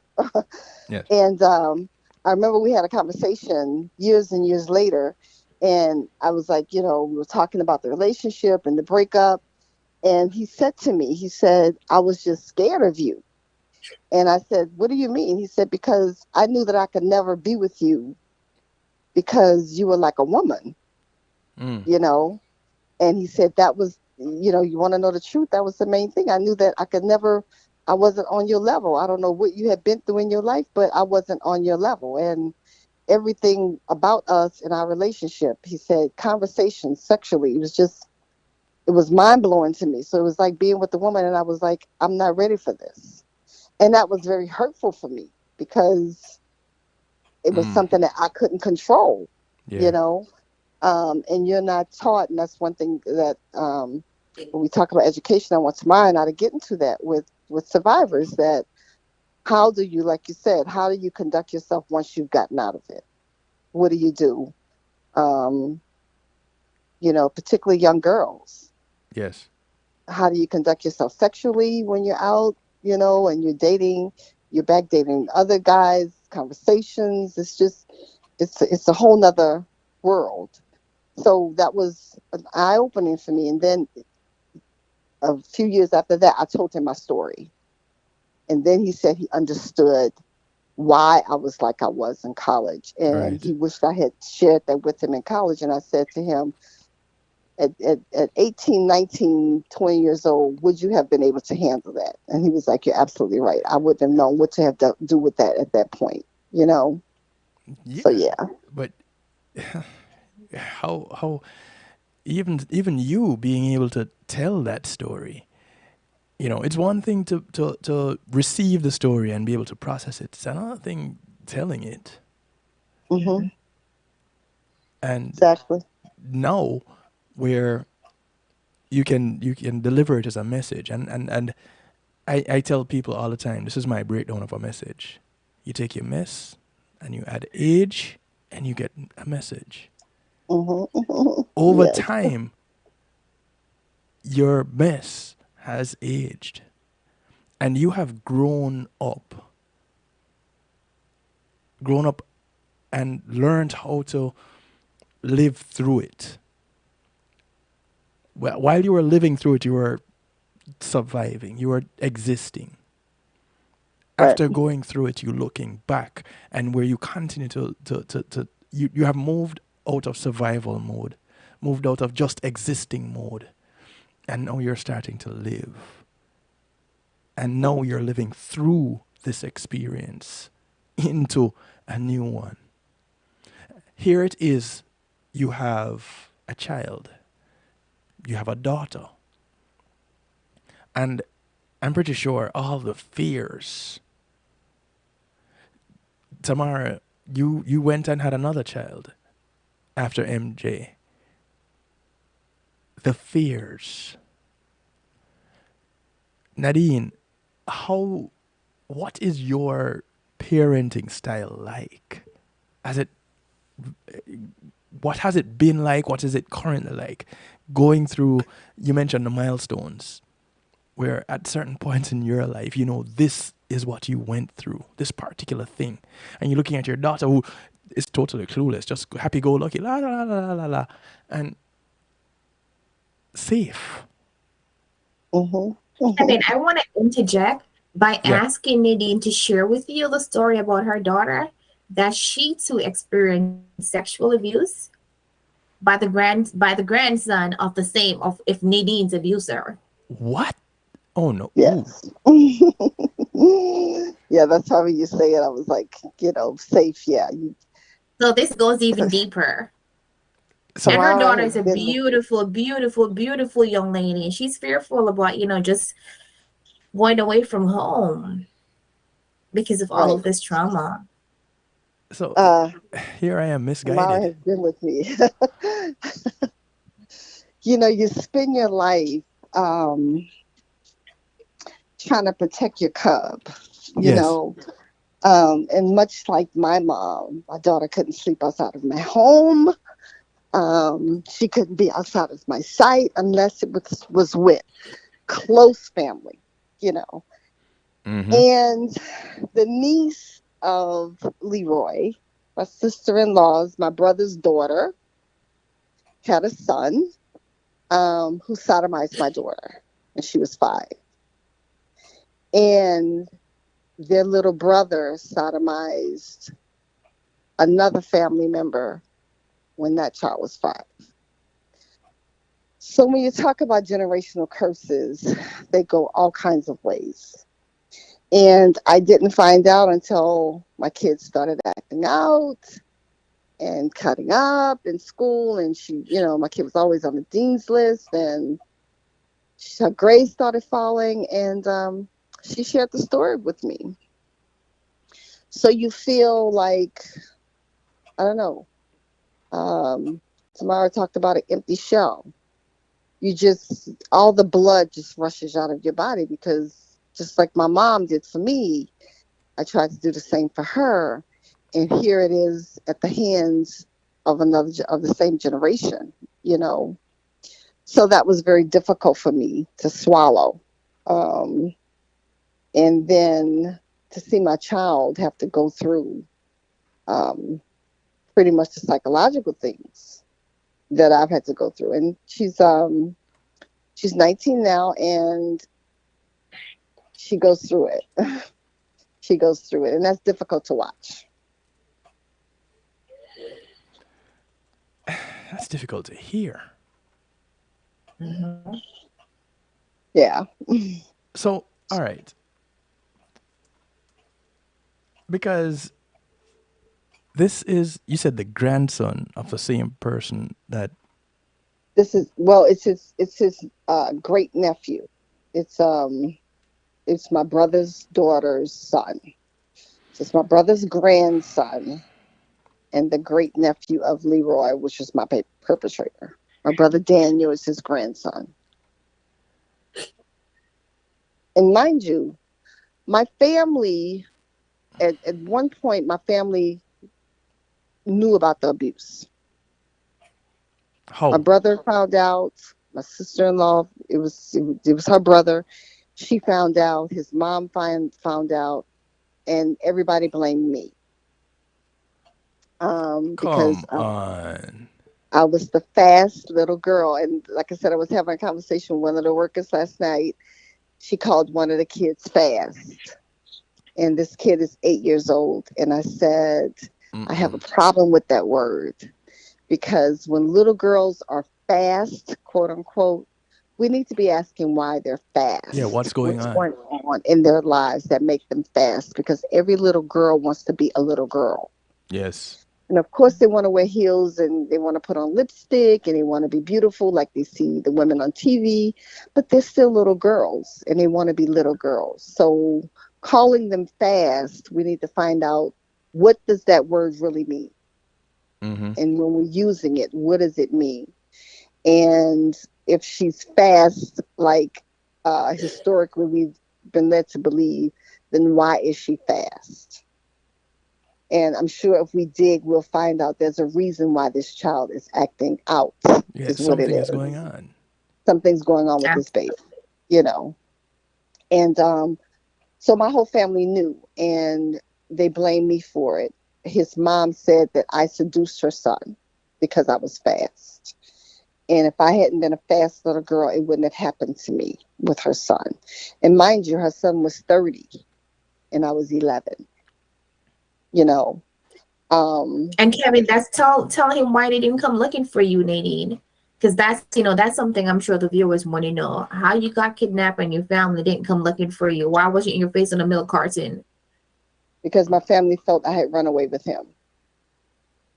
My family knew. My brother and I, we don't talk to this day. My brother Daniel and his wife Michelle, I saw them a few weeks ago.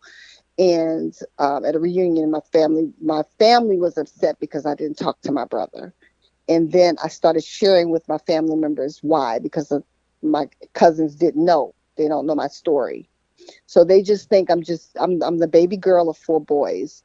So they think that I'm just being spoiled. And my cousin made the comment. She said, the problem is that those boys spoiled you. And what I said to her was, children who are spoiled are not sexually abused. And everybody at the table dropped their dirty rice and jambalaya. It was like, I can't believe she said that. Yeah.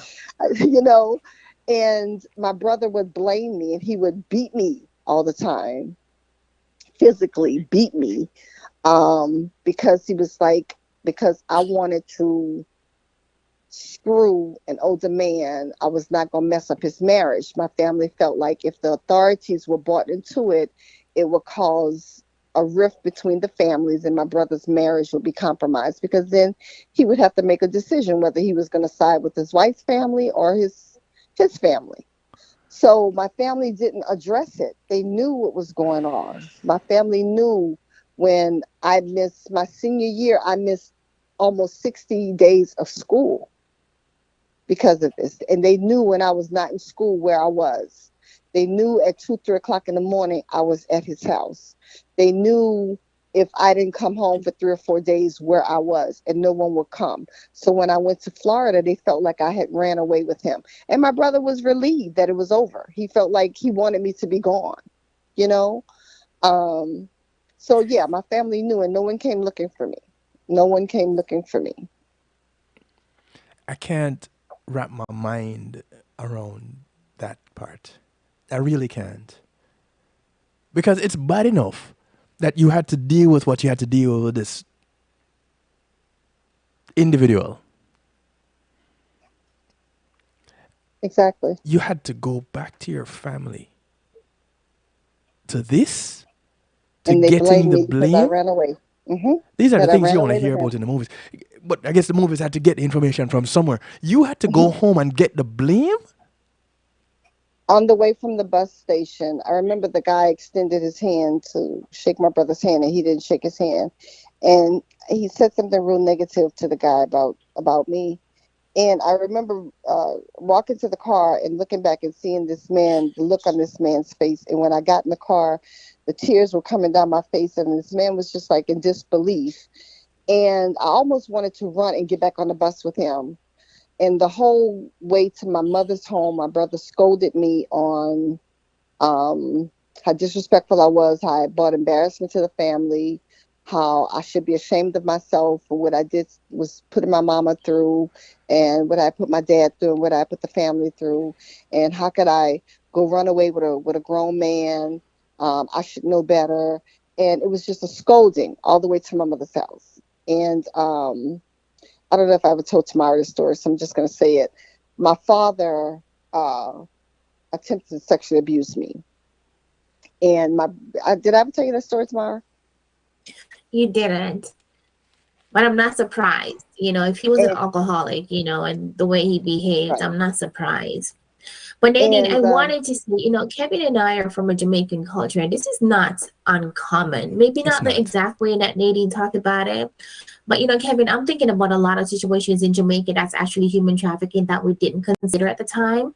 Even in the movie Dance Hall Queen, where the lady was like, she was dating, having her daughter see an older guy so she could get money to pay the bills. This Yeah. happened a lot in Jamaica. Or Yes. when mothers know that, their boyfriends are sleeping with their daughters. Yeah. But because they well, it's want the funny money to that you pay the say that. rent and that kind of stuff, they won't speak about it. Or a lot of familial sexual abuse goes on there, and because we don't want people to air our dirty laundry, we keep it under the rug. I've had one family member who was sexually abused by her stepdad, who threatened to kill her if she spoke about it, and so she never did. So this is Right. just so much more common than we think, and because it wasn't labeled human trafficking, because we didn't know the label at that time. But this Hmm. is very common, and as I said, more than 40% of sex trafficking victims is familial trafficking, and whether it's the mother who is having the girl, sleep with someone to pay the bills, or the mother who has the child working and not sending the child to school, that is labor trafficking. So it's just so vast and it's everywhere. So Well, unfortunately, Nadine's story is not It's uncommon. not uncommon. It it's so just it funny. was the The girl cuts. who I tell you I was talking to last night, she's from Jamaica. Yes. And she said that the same thing you just said to me.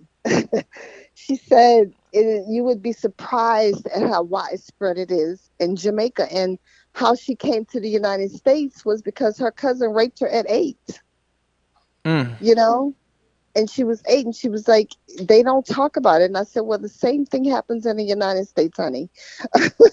They don't talk about it either. Well, we Just need like to talk Tamara said. about it.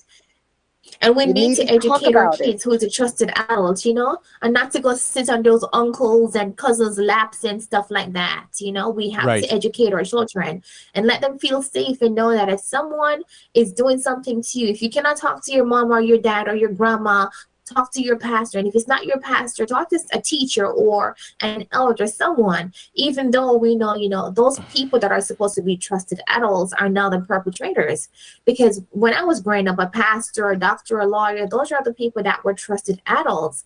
But now those are the people that you're hearing that are engaged in trafficking. I remember Yes. reading an Exactly. article from the Jamaica Gleaner a couple of years ago, and there was a 7-year-old boy who, over the summer, his mom was working, and so she asked the pastor to keep him in the days for her while she was at work. When he went back to school, the teacher noticed that he was acting a little bit, not himself. And then she realized that he was also not keeping his tool. His tool was just coming out of his body. Turned out that whole summer that pastor was raping that little 7-year-old boy. Mm-hmm. So we have to talk about these things. And some of the churches, instead of doing something about it, they'll move the pastor from one church to the next. Yeah. Cover it But up. this is something that in all our cultures that we need to talk about and expose these perpetrators. If you expose them, then they'll stop doing these devious things. Exactly. And we have to tell the truth about it. We have to say it and talk about it and be candid. I worked for Agenda for Children in New Orleans. Like I said, this has been my lifelong mission. And Yes. we would teach children, who do you tell? Anybody. What if they don't believe you? You keep telling until someone believes you. Don't stop telling it. Keep telling until someone believes you. And the problem with our society is, just like we talked with HIV, God was preparing me all the years I worked in HIV, 20 something years in HIV. God was preparing me for this here because we'll tell them the same thing. You have to keep talking and having candid conversations. And you can't talk about sexual abuse without talking about what? Sex. Sex. Mm-hmm. And we Right. don't want to talk about sex with our kids. We want to name it a pocketbook. We want to call it a weenie. We want to call it a wiener. We want to call it a sausage. And I can remember my mom telling me when my daughter was young, um, I was teaching her how to say vagina. And my mom was saying, I thought we talked about that. I don't like to hear little kids say that nasty word. And I said, but this is a vagina. Because when I would go to court as a court advocate, I saw so many cases thrown out because it was a pocketbook, because it was a garage, because it was a wiener. It's a penis and it's a vagina. And we have to talk to our children and let them know who touches your penis, who touches your vagina Yes. if you feel uncomfortable. But when we're not having candid conversations and we're dancing and tiptoeing all around the subject, and Mm-hmm. just like Tamara is saying, if your kid does not feel comfortable kissing Uncle Joe, then don't make him kiss Uncle Joe. Right. Like I said, we went to a family reunion a few weeks ago, and my son was clinging to me, and everybody kept saying, "Come here, boy, get from under your mom." And I was like holding on to him, and I said, "Leave him alone. He's okay." He don't know you. He doesn't know you to come to you and give you a hug or give you a kiss. And they was like, well, why you got him doing that? You need to make him. No, we're not going to make him do anything. He's 10. And he's been taught if he doesn't feel comfortable, don't do it. You know. Right. Mm-hmm. And a quick story. My son was 3, and he was in preschool or whatever, nursery, daycare, whatever it was, at the church. And he came home one day and he was acting very strange. And but he may have been older than that. I think he may have been 4 or 5. Anyway, he was acting very strange that evening, like not his normal self. So he sat on my lap and I said, Ethan, was something happened at school today? And he said that, the little boy tried to touch his penis. And I said, really? And he said, yeah, are you upset? I said, no, tell me about it. Tell mommy. So he told me the story about what happened. So we marched him to the church the next day, to the daycare. And I called the principal and I tell her what happened. And she's looking at me in shock, right? And Mm-hmm. she says, well, can we talk to Ethan? And I said, you're more than welcome to talk to Ethan. So they brought him in the room and they talked to him. And then she came back out and she said, Sister Boyd, I just really have to commend you on this. She said, everything that he said happened. We rolled the tape back, the video back, and everything he said happened. And I said, because we taught him, you know, about his body Right. and being, cautious about his body. Well, come to find out, the little boy who was trying to touch his penis, his brother had been making him suck his penis, sticking his penis in his behind, and that saved this little boy because of what my son told on him. And he would always ask, did I get him in trouble? And I said, no, you didn't get him in trouble. You saved him. So I got him into the Nancy J. Cotterman Center. And Ethan went with him to 2 of his sessions. And that made him feel a little bit better about saving this little boy. But had my son said it was a sausage, or had he said it was, and the church was just thrown because my son said he tried to touch my penis. Yeah. So they thought I had coached him. You know what I'm saying? Mm-hmm. They thought I had coached them, and I said to them, you have to educate these children. And you know what they said to me? But some things are just not appropriate for children to say in the church. Okay. Okay. There's some things that really, really, really rub me the wrong way. And ignorance is one of them. Oh my God. And that is exactly what that is. That is ignorance. And it's ignorance at the highest level. How do you not know what your genitals are, and how do you make the proper way to talk about your body wrong? And this is one of the things that I find so very wrong with our community. And I don't call a lot of things right and wrong because it's a matter of being educated.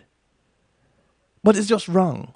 It's wrong that we're at the level in and I don't care if it is Jamaica or here in the United States. It could be Timbuktu 3. I don't care. Because the information is there for everybody to have. And these are the things that irritate me. To But hear what we that, don't realize is that it's a part of it's a part of the generational curses and keeping the secrets. And just like, you guys just said, Tamara said, we don't want to air our dirty laundry. If we teach our children to protect their bodies, then when Uncle John decides to violate them, then the kid will be able to say it. And that in itself airs the dirty laundry. Like my brother, my brother Daniel, he's a pedophile. He's tried to touch several of my nieces, and they've said it. And they've been ostracized from the family because they said it. but you Perpetrators have do somewhat not been want. ostracized yourself because you've spoken up Yes. about what happened to you. My family wants to know, why am I still talking about this? Why are you still talking about this? Because it's my life. Because I live it You, every day. Because 2 nights ago, I woke up in a cold sweat with a nightmare of Leroy's hands around my throat, and I have to wake up and start praying and saying, you cannot have me in death. Because he's still trying to kill me. He's still trying to kill me. So, yes, I'm going to talk about it. And in talking about it, the fear is that I'm going to enlighten another family member to talk about it, to talk about their issue, which well, entail may expose someone else who they don't want to be exposed. guess what, family? It's gonna come out. So either you put on your big girl panties, your big boy briefs, and tighten your bootstraps and get ready for it to come out, or you just deal with it right now. It's already coming out. Exactly. So Exactly. understand.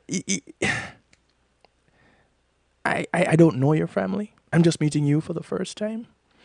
Your family really irritates me because of their ignorance. You're So I can like the just imagine. gazillion person that said that. I'm pretty sure you've heard it before. And I can only imagine how you feel about it. Because this is where you would turn for your solace, where you would think you would turn, you'd be able to turn. But here's the thing, these are your relatives, they're not your family. Exactly. People like Exactly. Tamara, that's your family. That's our family. So I said that to you. We unfortunately we can choose our friends, but we can't choose our family. You know, and the people who are family to me, true family, Mm-hmm. are not even blood. Let me just say that. Right. So this is how we change a narrative. And I'm big on changing the narrative.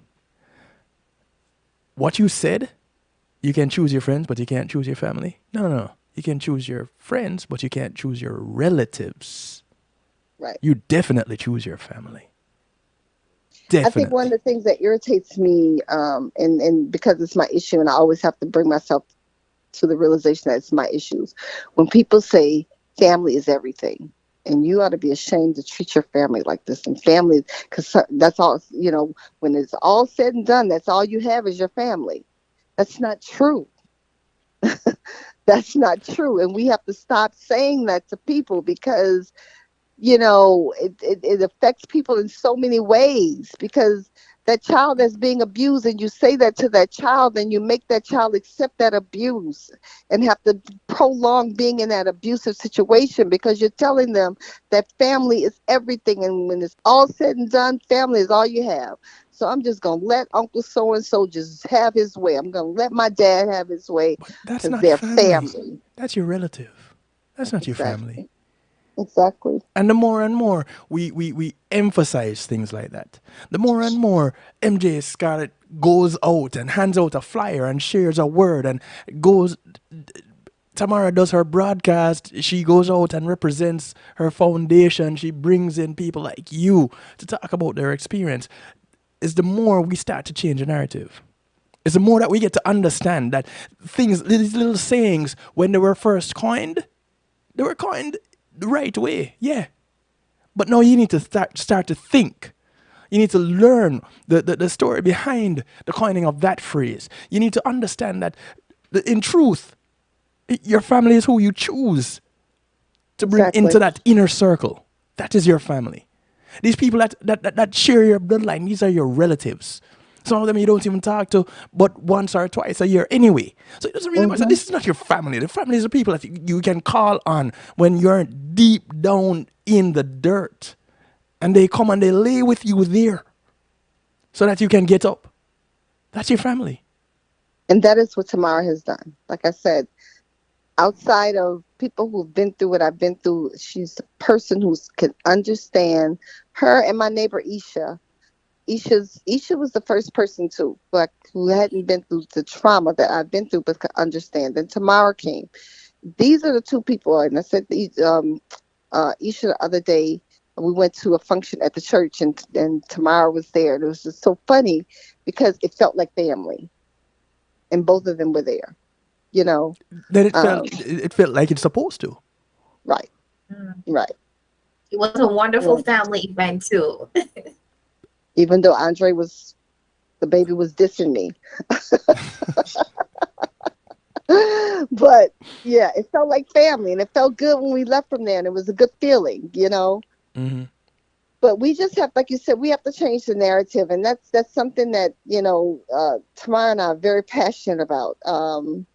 We started our women's group, and it's growing in leaps and bounds, and the women are getting so much out of it, and a lot of it has to do with the way in which Tamara and I deliver the information, but a lot of it has to do with the way that they feel that we are, genuine kindred spirits, and Yes. that it's about their well-being. So, we're working every day. You know, the part of this that also bothers me is whereas there is MJ Scarlett Foundation and other foundations like it, there are people like Tamara, there are people like you that are educating the community on what is happening. There is an important aspect that gets left out, and it is the men. The men who are perpetrating these acts, and also the men who themselves are victims in similar acts. Mm. The men get left out. And whereas we recognize the villains as who they are and who they're supposed to be, go ahead, place the blame where it belongs. But after you've placed the blame, then what? Where is the man that first started to abuse you today? Where is he, Nadine? He's dead. He's dead. Um, he As died. His family would never admit it, but it's so ironic how the world works. I was working at HIV, and he died of AIDS. He died of AIDS I was about to ask. From his lifestyle. because of his lifestyle. I was about to ask if he died a slow, painful death. That's He the only wicked died. thing. Yes, he died of AIDS, and he died in a rooming house. He was homeless, didn't have any place to stay, so he was renting a room in this rooming house that was deplorable. So I heard, and he died in his sleep, and he had been dead for a while before they found him. Wow. So I can remember the last time I saw him. I was at my mother's house, and he came to visit his sister, and he was walking on a cane, and I was working HIV. My daughter was she maybe been about a few months old, and I pulled up in my mom's driveway, and I was taking the stuff out of the car, and I bought them inside her diaper bag and everything, and then I went to get her out of the car, and he drove up, and he got out the car, and I didn't recognize who he was at first, and he started to walk towards me, and then I knew who he was. He was very ashen, just like people with AIDS have, or he was walking with a cane, and he said, "Can I see the baby?" And I lost it. I definitely can't tell you what I said on the air to him. And my mother heard me screaming outside, and she came outside and she told him to get in his car and leave. It was like, I dare you ask to see my daughter. you know. Um, so yeah, then he died shortly after that, and I can remember that I went to my mom's house, and she said that he had died, and I said, "Good, it's about time." And she was like, I didn't raise you to be like that. That's a horrible thing to say. That's Michelle's brother.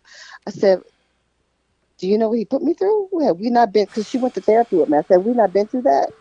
So she said to me, my sister-in-law wanted to have his repast at her house. And I said, if you allow Michelle to have Leroy's repast at the house, I would burn the house down. I promise you that. I would burn the house down. And she and I did not speak for a few months after that, my mother, because it's like, why would you even ask me that? But again, the family dynamics, Relative dynamics. We're gonna work on that. the relative dynamics. Oh, that You're word, right about that. Nadine. You're right about that. The relative dynamics. Yeah. The relative dynamics, exactly. Yeah, we're gonna work on changing your narrative. You're right about that. I like that, and I think I'm going to adopt that. Please take it. Run I'm with going it to adopt even. that. I'm going to adopt that one. Because Exactly. these are the little things that make a big difference. And the Yes. more and more we stop and start to think about the things that we say based on what we know that we talk a certain way because of how we're conditioned to talk. Let's move out of conditioning. Let's start to apply knowledge. Because we learn things along the way. And it's like we just learn it for the sake of learning it to say that we have done it and nothing else. We're not applying anything. No. You've gone through certain experiences so that you can learn something. And you, Nadine, have learned a lot. Right. You're a life professor at this point. Yeah, and I always teach my daughter, and we just had this conversation again the other night. I always ask God to help me to learn the lesson so that I don't have to repeat the class and end up with a dunce cap on, you know. And I always tell her that. Ask God to always show you, to learn the lesson so that you don't have to repeat the class. And, this was definitely an experience tonight because this was another look at God moment, because you're right, a relative, and you don't think about that, you know, and that kind of really eases the burden and responsibility, I think, when you call it a relative and not a family. You know what I'm Yes. saying? Yeah, Isha is not going to put you in a position to that is going to endanger you. Tamara is not going to put you in a position that's going to endanger you. right. Exactly. And no, I'm Exactly. pretty sure. I don't know your neighbor, Exactly. but Oh, based on what exactly. you've Sure. that based on what you're telling me, I've interacted with Tamara only a few times before this, and what I know of her, they're not going to put you in a position to endanger you. And if you had gotten in a position that you were endangered, they're not going to turn around and say, boy, it's your fault. Exactly. They're not going to do it. That Exactly. is family. Stop talking. No disrespect, but these people off your bloodline, yeah, you need to stop calling them family. Well, like I said, that brought a whole different light to it tonight, and I have to just thank you for that again, again, You know to what, learn Kevin? that. I think one of the thing is that Nadine is still looking for acceptance from them. She's looking for them to say, I'm sorry for what happened to you, Hmm. let's pick up the pieces. And it's never gonna happen. Exactly. But in her hearts of hearts, like she's trying to let go of them Yeah, and let them be relatives and not family. But in her heart, she keeps going back home to Louisiana because she wants them to be family, but that's not gonna happen. and Exactly. and and and it's what she knows as home. It's what she knows as home. I understand. I get it. You have one of the most difficult jobs of anybody I know. This coming Saturday, I celebrate my 46th trip around the sun. Of anybody Wow. that I know, you have the most difficult job because you are villainized as a victim. Mm-hmm. And Hmm. you have to be educating the people who should be there giving you the most support on what it is that they're doing. And it's not getting through. So you talk about not wanting to repeat the class and wearing a dunce hat. You're trying to relate to people that have dunce foil caps on that lets nothing in. It's the truth. They're not going to The thing is, change. they don't want to admit that they've done anything wrong because if they admit that they knew and did nothing about it, then they're as bad as the perpetrator.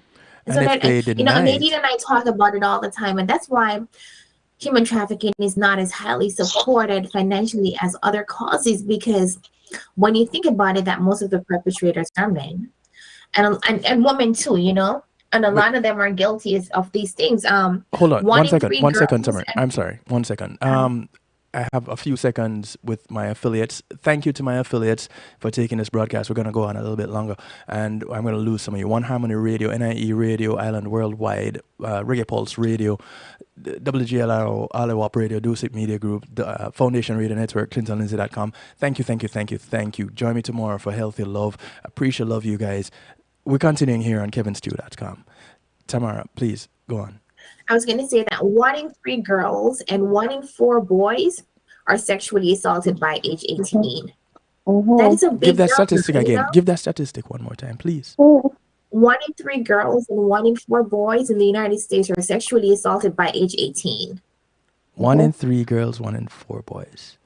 Yeah, By the are age of sexually 18. assaulted by 18. Physically, sexually assaulted. Physically. Hmm. Yes. So if you put three girls together, one of those girls have been assaulted. You just think about it in those terms. If you put four little boys together, one of those boys have been assaulted. And people are, they don't want to own that they're a part of it. And if they admit that they knew that this happened to Nadine, they did nothing to help her. They all knew that what was happening. So they're going to be, just as guilty. And they don't want to admit to that guilt. And so And they their way don't. of dealing with it is by saying, nothing happened to you. We didn't know anything about it. We didn't. And Nadine is just wanting them to, okay, say, I'm sorry, we knew, we should have helped you. Their only sister was 4 boys and 1 girl. We should have protected you. But instead of protecting her, they were also, especially her brother that was beating her up, they were also hurting her. And what it does is it puts the man in the mirror. It makes them look at their pain. I remember when my oldest brother, I disclosed to him, and I said to him, "You have no idea what I went through and what happened to me." And what his response was, "And I don't want to know." What? That was his response. And we did not speak for years until a few months before his death. I don't know if I'll ever meet you in person, Nadine, but I don't ever meet your family at this point. Right now, as we stand, and again, no disrespect, but these people are not people I would ever want to be. And I am big on educating people, but I draw the line at some point. There's You know, fam, no, I can't. relatives, my relatives, again, because of the whole dynamics of my family and dysfunction, um, have an issue with me talking about it, Which is the reason why the you need work to that I'm talk more. doing. Exactly. And, my husband made a very good point when I first told him my story. And he said, it's just hard to believe that you come from a family as large as it's 10 kids. My dad had 10 kids. Mm. And no one did anything. And he said, for to tell your story to a man and he does not become enraged, um, it leads me to believe that there's something about that man that's dark also, that maybe he can relate to what you're saying, and that he's a perpetrator. And he's not the first guy that has said that to me, and it, I had to come to the realization that I came from a long line of perpetrators. And that's why this whole, disclosure with my family and them not becoming enraged about it. And that's why, because it puts the man in the mirror. It puts the man in the mirror.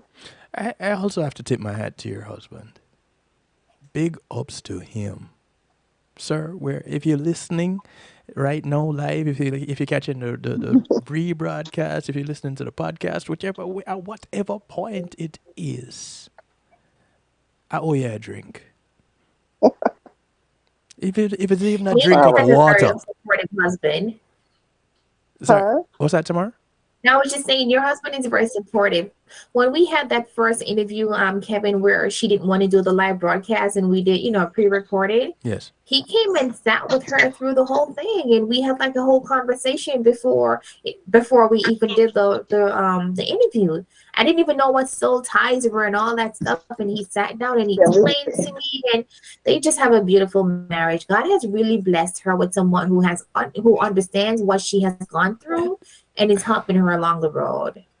well, that's something that we do, Kevin, that my husband and I, we do a workshop on soul ties. And Mm-hmm. I didn't know what soul ties was until he came into my life. And, well, it's a whole story behind us. But we talked about soul ties, and he helped me to understand what soul ties were and how you have to get rid of a soul tie. And so when he and I decided that we were going to be a couple because we were best friends, I told him my story. And I said, I want you to take a few days and just think about what I said and do some research. And if you decide that this is not what you want, then I understand. But I was not going to be in another relationship and the person did not know who I was. Because how I said before, I assumed another identity and became someone who I didn't want to become. Yes. And I wasn't going to do that again. So, of course, he called the next day and I didn't answer the phone. And I didn't answer the phone for 2 days. And when I finally answered the phone, he had done his research on abuse. And he had all the questions that everybody else has. Why didn't you get away? Why didn't you leave? Where was your family? Why didn't you say something? Why didn't you tell someone? And we went through the whole we went from A to Z throughout the whole sexual stuff too. Just everything we went through. Um, so he's definitely been a good partner with that. You know, but here he is. Kevin had something he wanted to say to you. Mm. Hey, how you doing? Hey, greetings and salutations. Listen, man, I tip my hat to you. I owe you a drink, if it's even a drink of water.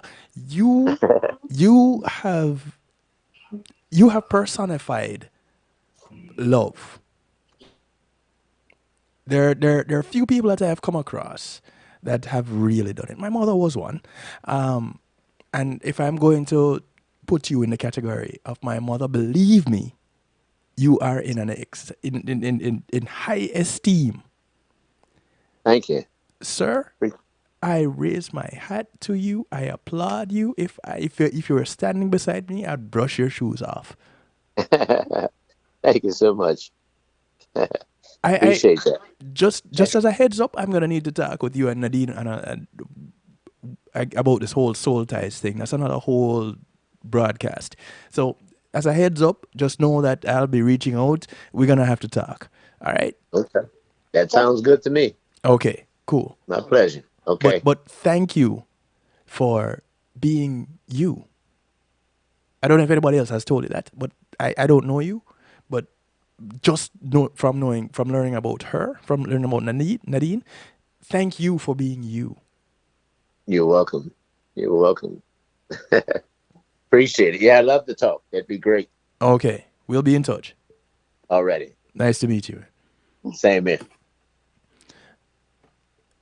You see, I, I've said this on I talk my Wednesday broadcast is real talk where I talk about relationships and more along the psychology behind it, and I've been saying this for a while.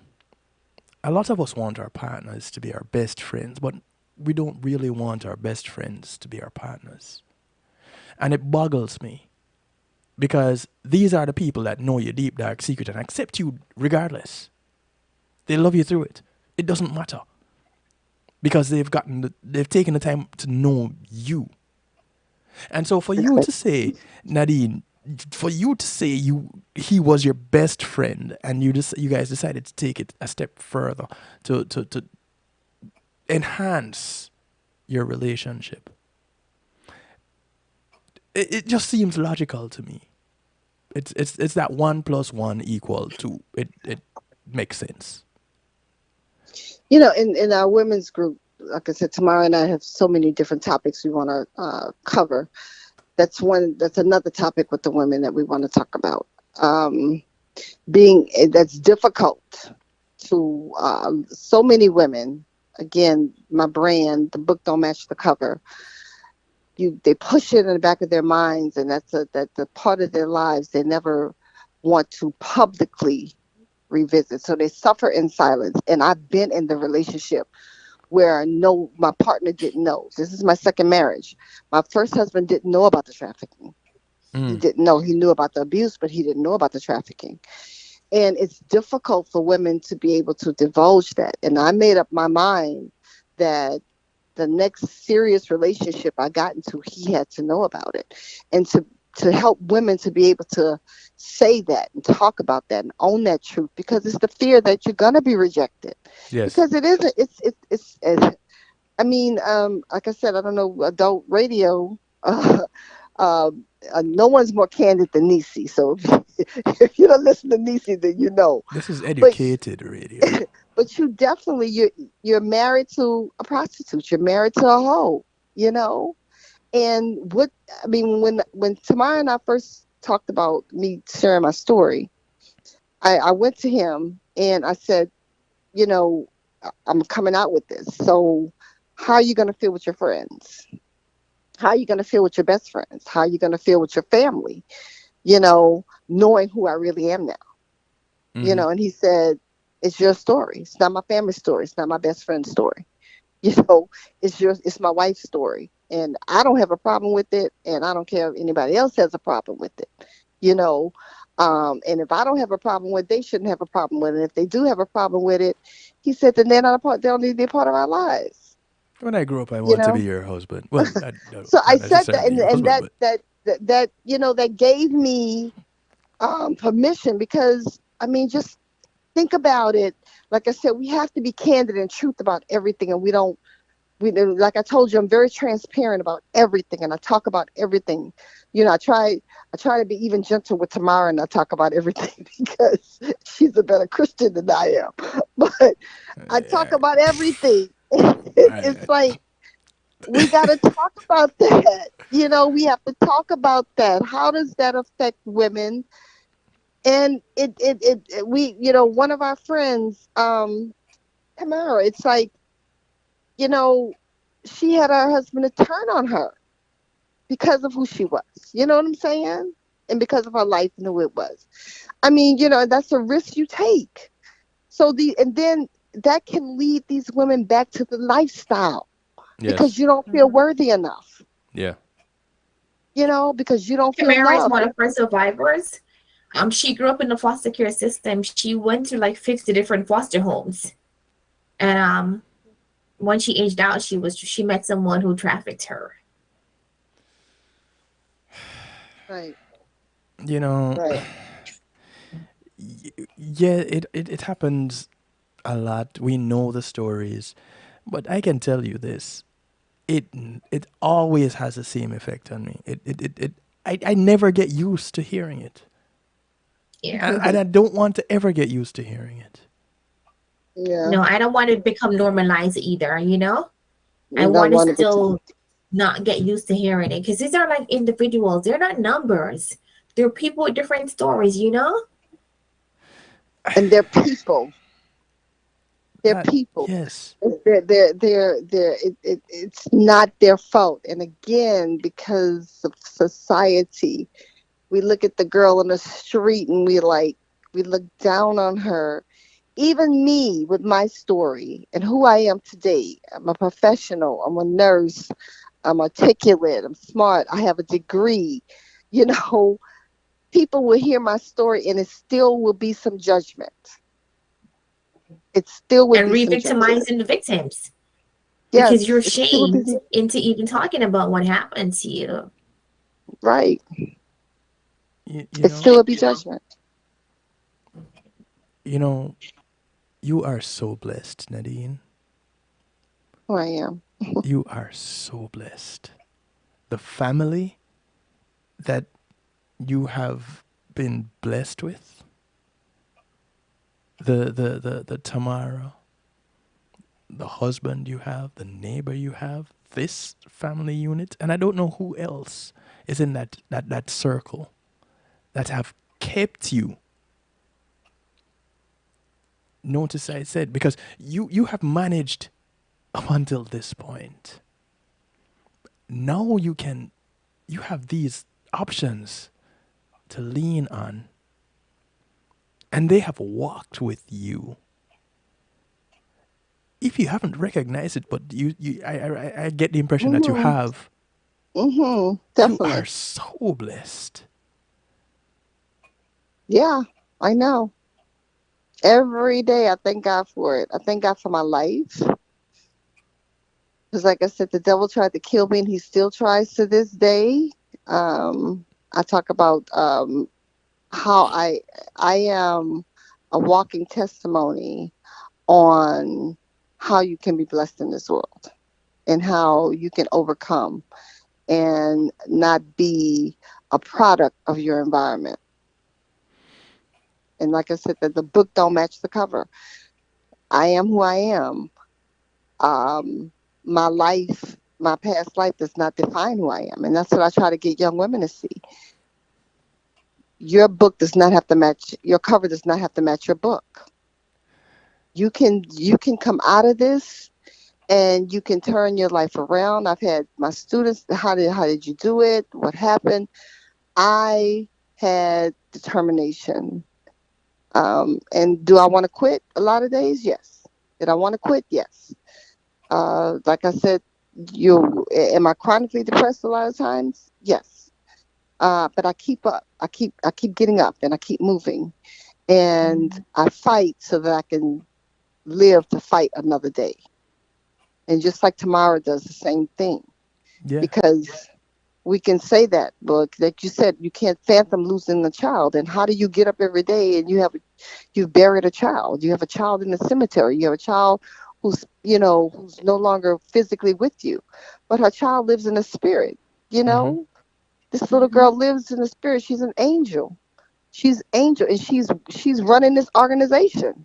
Mia is running this organization. Yeah. She sure is. Yeah. She I mean, sure is. and the blessings that have happened, and the things that are evolving for Tamara with her organization, it's nothing but this little girl who, and I always say this, she couldn't do in the carnal what she wanted to do for her mom, so she had to go in the spiritual, which is much more powerful. You know what I'm Yes. saying? Yes. So she had to go in the spiritual world to work, and that's hard because we want them in the carnal. Yeah. You know, we want them here with us. But definitely, she runs this organization. The fact that you ladies have had this trauma and you're bonded through trauma, as Tamara puts it, is one thing. The drive that you have to continue, that steps it up another level. Stepping out and telling your story in an effort to educate your community, knowing that there are a bunch of people, especially the ones closest to you, that will just go, but you do it anyway. Another level again. I tell people all the time, they ask me, so still, how much money you make from doing your broadcast? I'm like, nothing. Why do you do it? Because somebody out there needs to hear at least one of what I'm presenting. And if I reach that one person, then I've done my job. It's your missionary work. Yeah. And when we think about the missionary, we think about what? The church and being a part of. No, it's your missionary work. It's your tithing. Mm-hmm. It's your tithing. We talk about tithing and we think it's all about money and giving. No, it's your tithing. It's your missionary work. That's what you do every day. That's what you do. When you do this, that's what you do. Right. And when it reaches that one person, because I'm pretty sure somebody's going to hear this and they're going to go, you know what? It's going to stop here and no. Whatever that it is that they're going through, it's going to stop here and no. And exactly. It is going to encourage them to make a change. It is going to encourage them to learn something new, to either step up and tell their story or to change the narrative. It's going to encourage them to do something.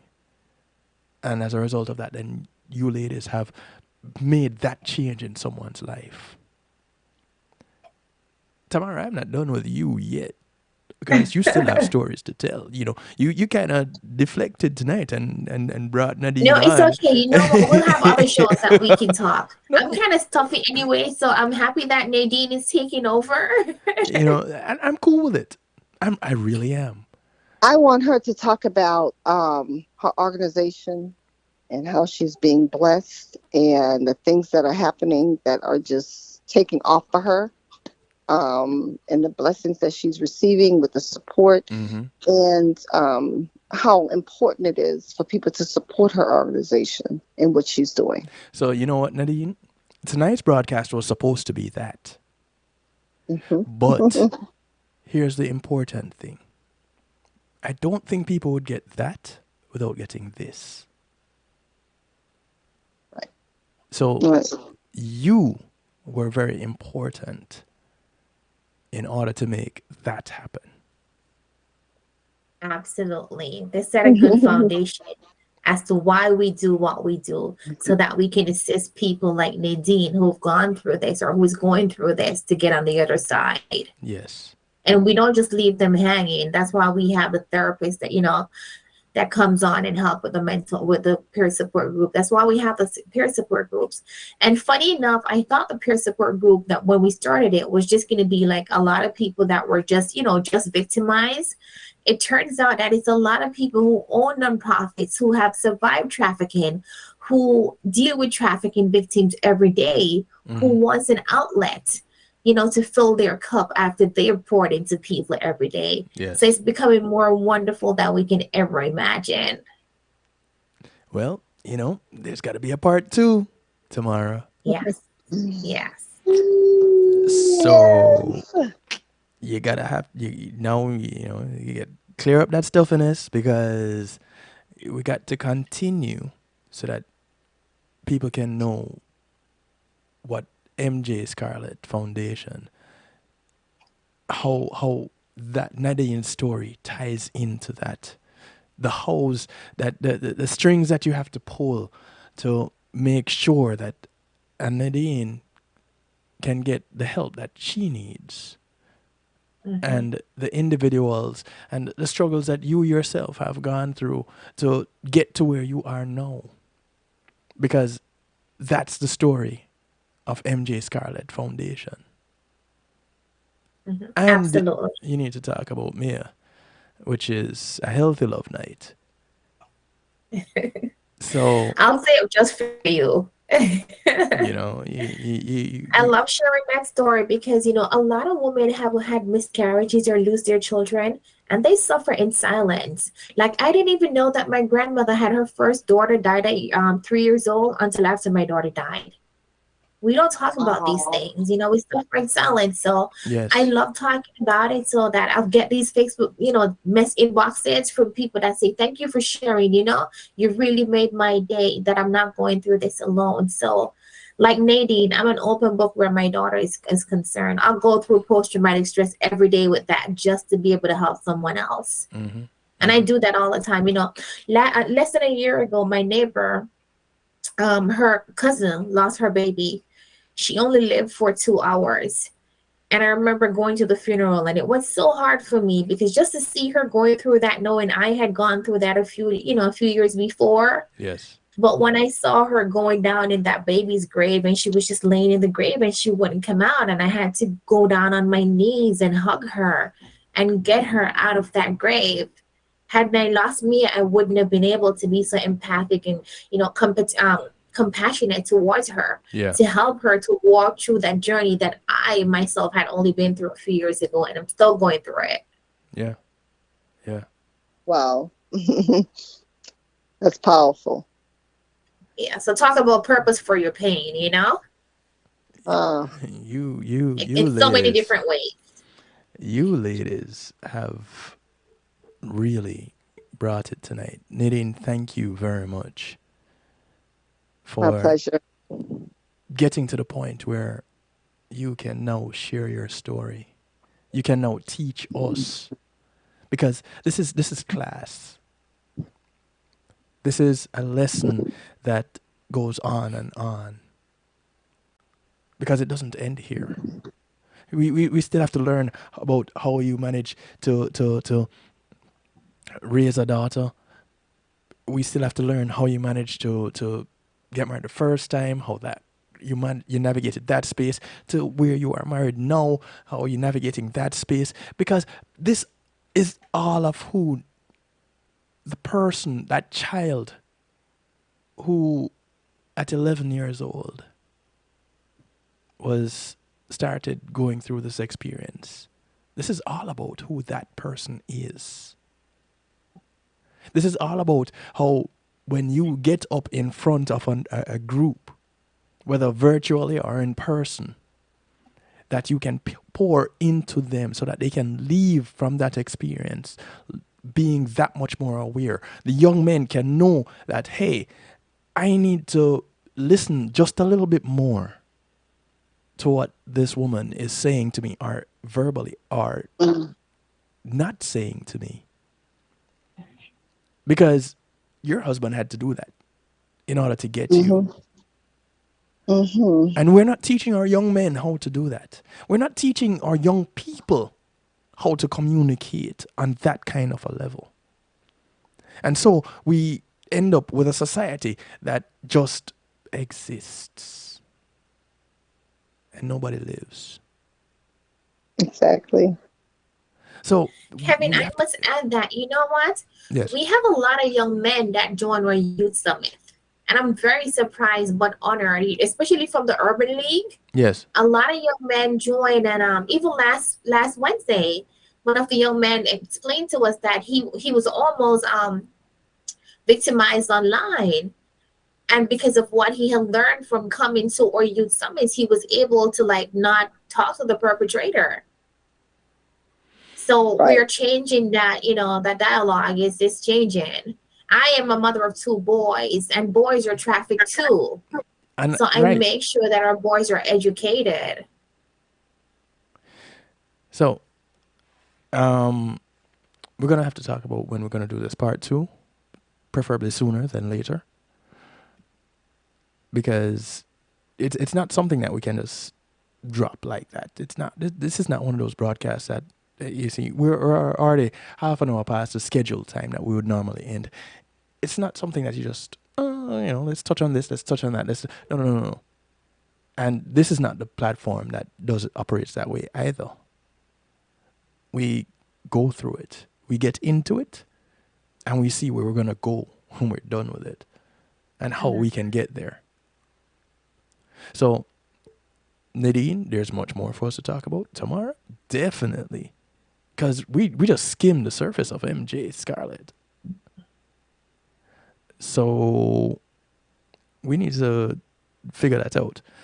But in the meantime, for the people that want to reach out to you, how do they do so? Nadine, you also mentioned that you also you're an advocate. You speak to young people and such. Is all your speaking engagements? Your speaking engagements happen through MJ Scarlett? And you mentioned Mm-hmm. another foundation earlier. I'm a foster. I work in foster care, but yeah, right now we're building my brand. But until we do that, they can reach me through MJ. Perfect. So, Tamara, I'd like for you to give out the MJ Scarlett Foundation information for me, please, so that those that want to reach out, that want to get more, that want to arrange for you guys to come and talk, present, to teach, that they know how to reach you. That even if they need help themselves, they know how to reach out. So if you could give us that information, please. Okay. So my phone number is 954-397-4444. Again, it's 954-397-4444. On our website is mgscarlettfoundationinc.org. Again, that's mgscarlettfoundationinc.org. On Facebook and Instagram and Twitter, it's MG Scarlett Foundation Inc. I just want to say that for Thanksgiving Day, we're going to have a wonderful event downtown Fort Lauderdale for those experiencing homelessness. They'll be able to get a shower, get a haircut. They'll have clothes, new clothes, and shoes, and all that stuff. So if you're able to give a donation to support us for that event, we'll be happy for that. Over the last couple of years, this is our third year doing it. And over the last couple of years, we've had, those experiencing homelessness just reach out to us and tell us that it's their best Thanksgiving in many years. So we want to continue that tradition. So if you'd like to volunteer with us on Thanksgiving Day, if you're a barber and you want to come and do some haircuts, or if you work at a nail salon and you'd like to come polish some nails and just get to know some of the people that are experiencing homelessness and know their stories, give me a call, 954-397-4444. Or again, visit our website, mgscarlettfoundationinc.org. Thank you so much for listening and for joining us tonight. We appreciate you. Well, thank you, Tamara, for agreeing to do this. Thank you, Nadine, Anytime. also for sharing with us. Sure. Mm-hmm. There's so much more that I need to get from you, ladies. You know, Thank you time just for, doesn't for, allow. for providing a platform for us to be able to continue what we do. I mean, applauds to you. We applaud you for that. You're very Yeah. welcome. You're Yes. very welcome. This is my first broadcast in 2 weeks. I had gotten a cold and then I lost my voice, and this is what I come back with. I come back with something that I'm beside myself. Good job. Just well, it's you ladies. It's you ladies, and oh, I didn't catch your husband's name, Eric. Eric, and Eric, because I'm not leaving him out of this at all. He doesn't get left out. He's as much a part of this as you are. So, Tamara, Nadine, Eric, thank you, thank you, thank you. I truly appreciate love the fact that you are who you are, and you're doing what you're doing. Thank you. Thank you for having us. And stay safe, everyone. My pleasure. Um, you guys have a great night, and I'm gonna get out of here, wrap this up. Ooh, what a day! What a day! What a day! Take care, ladies. Have a good night. We'll talk tomorrow. We'll talk a little bit later on, but until then, I need to get out of here and wrap this up. Okay, good night. Good night and blessings to you. Well, it's morning now. Good morning. Good morning. Bye. All right, y'all take care. Good night. Bye. Silence no word no more. Where are the leaders that guided? It's true. Silence doesn't work anymore. The sound of Christina Alicia in the background, track called Freedom Fighters. You know, the journey continues. The fight goes on where people are trafficked. And when I say people, because men and women are trafficked. And we need to be aware of it. And when those who are victimized speak up, it is... how do you find it within yourself to villainize them? How is it that you're going to turn around and say, you know, it's your fault? You shouldn't have. It is you who are. No. And when we turn and we say, when these people who are doing that are our relatives, and we turn around and we call them family, at some point in time we have to stop. No. A family member is a title that you earn.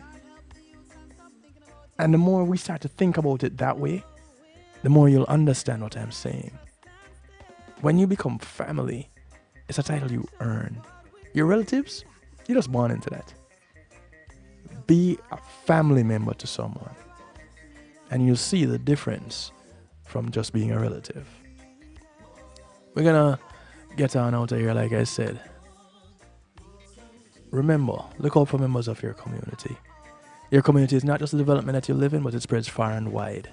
Those that you pass on the bus, the plane, the boat, the train, whether you walk, ride, or drive. These are all members of your community. Do something good for one of them today, because you never know who's going to do something good for you tomorrow. My name is Kevin Stew. This is how I like to do it to you, for you, and with you every Monday, Tuesday, and Wednesday right here, kevinstew.com, on the night shift with DJ Kevin Stew. Good morning, good afternoon, good day to you wherever you are in the world. From right here in South Florida, I bid you all a good night. Be good. If you can't be good at it. But be good. Take care. Catch y'all later for healthy love, all things being well, all things being equal. Peace out. Heroes, where are all our heroes? Where are you? Freedom fighters, where have you all? Greetings and salutations, one and all. You're invited to tune in to the night shift with DJ Kevin Stew. It airs on Mondays with Community and Finance, Tuesdays with Healthy Love, and Wednesdays with Real Talk from 10 p.m. to midnight Eastern Time. Come spend some time interacting in the stew pot where we keep things bubbling and wind down in musical therapy. The Night Shift with DJ Kevin Stew is on kevinstew.com, where you're encouraged to have acceptance through enlightenment.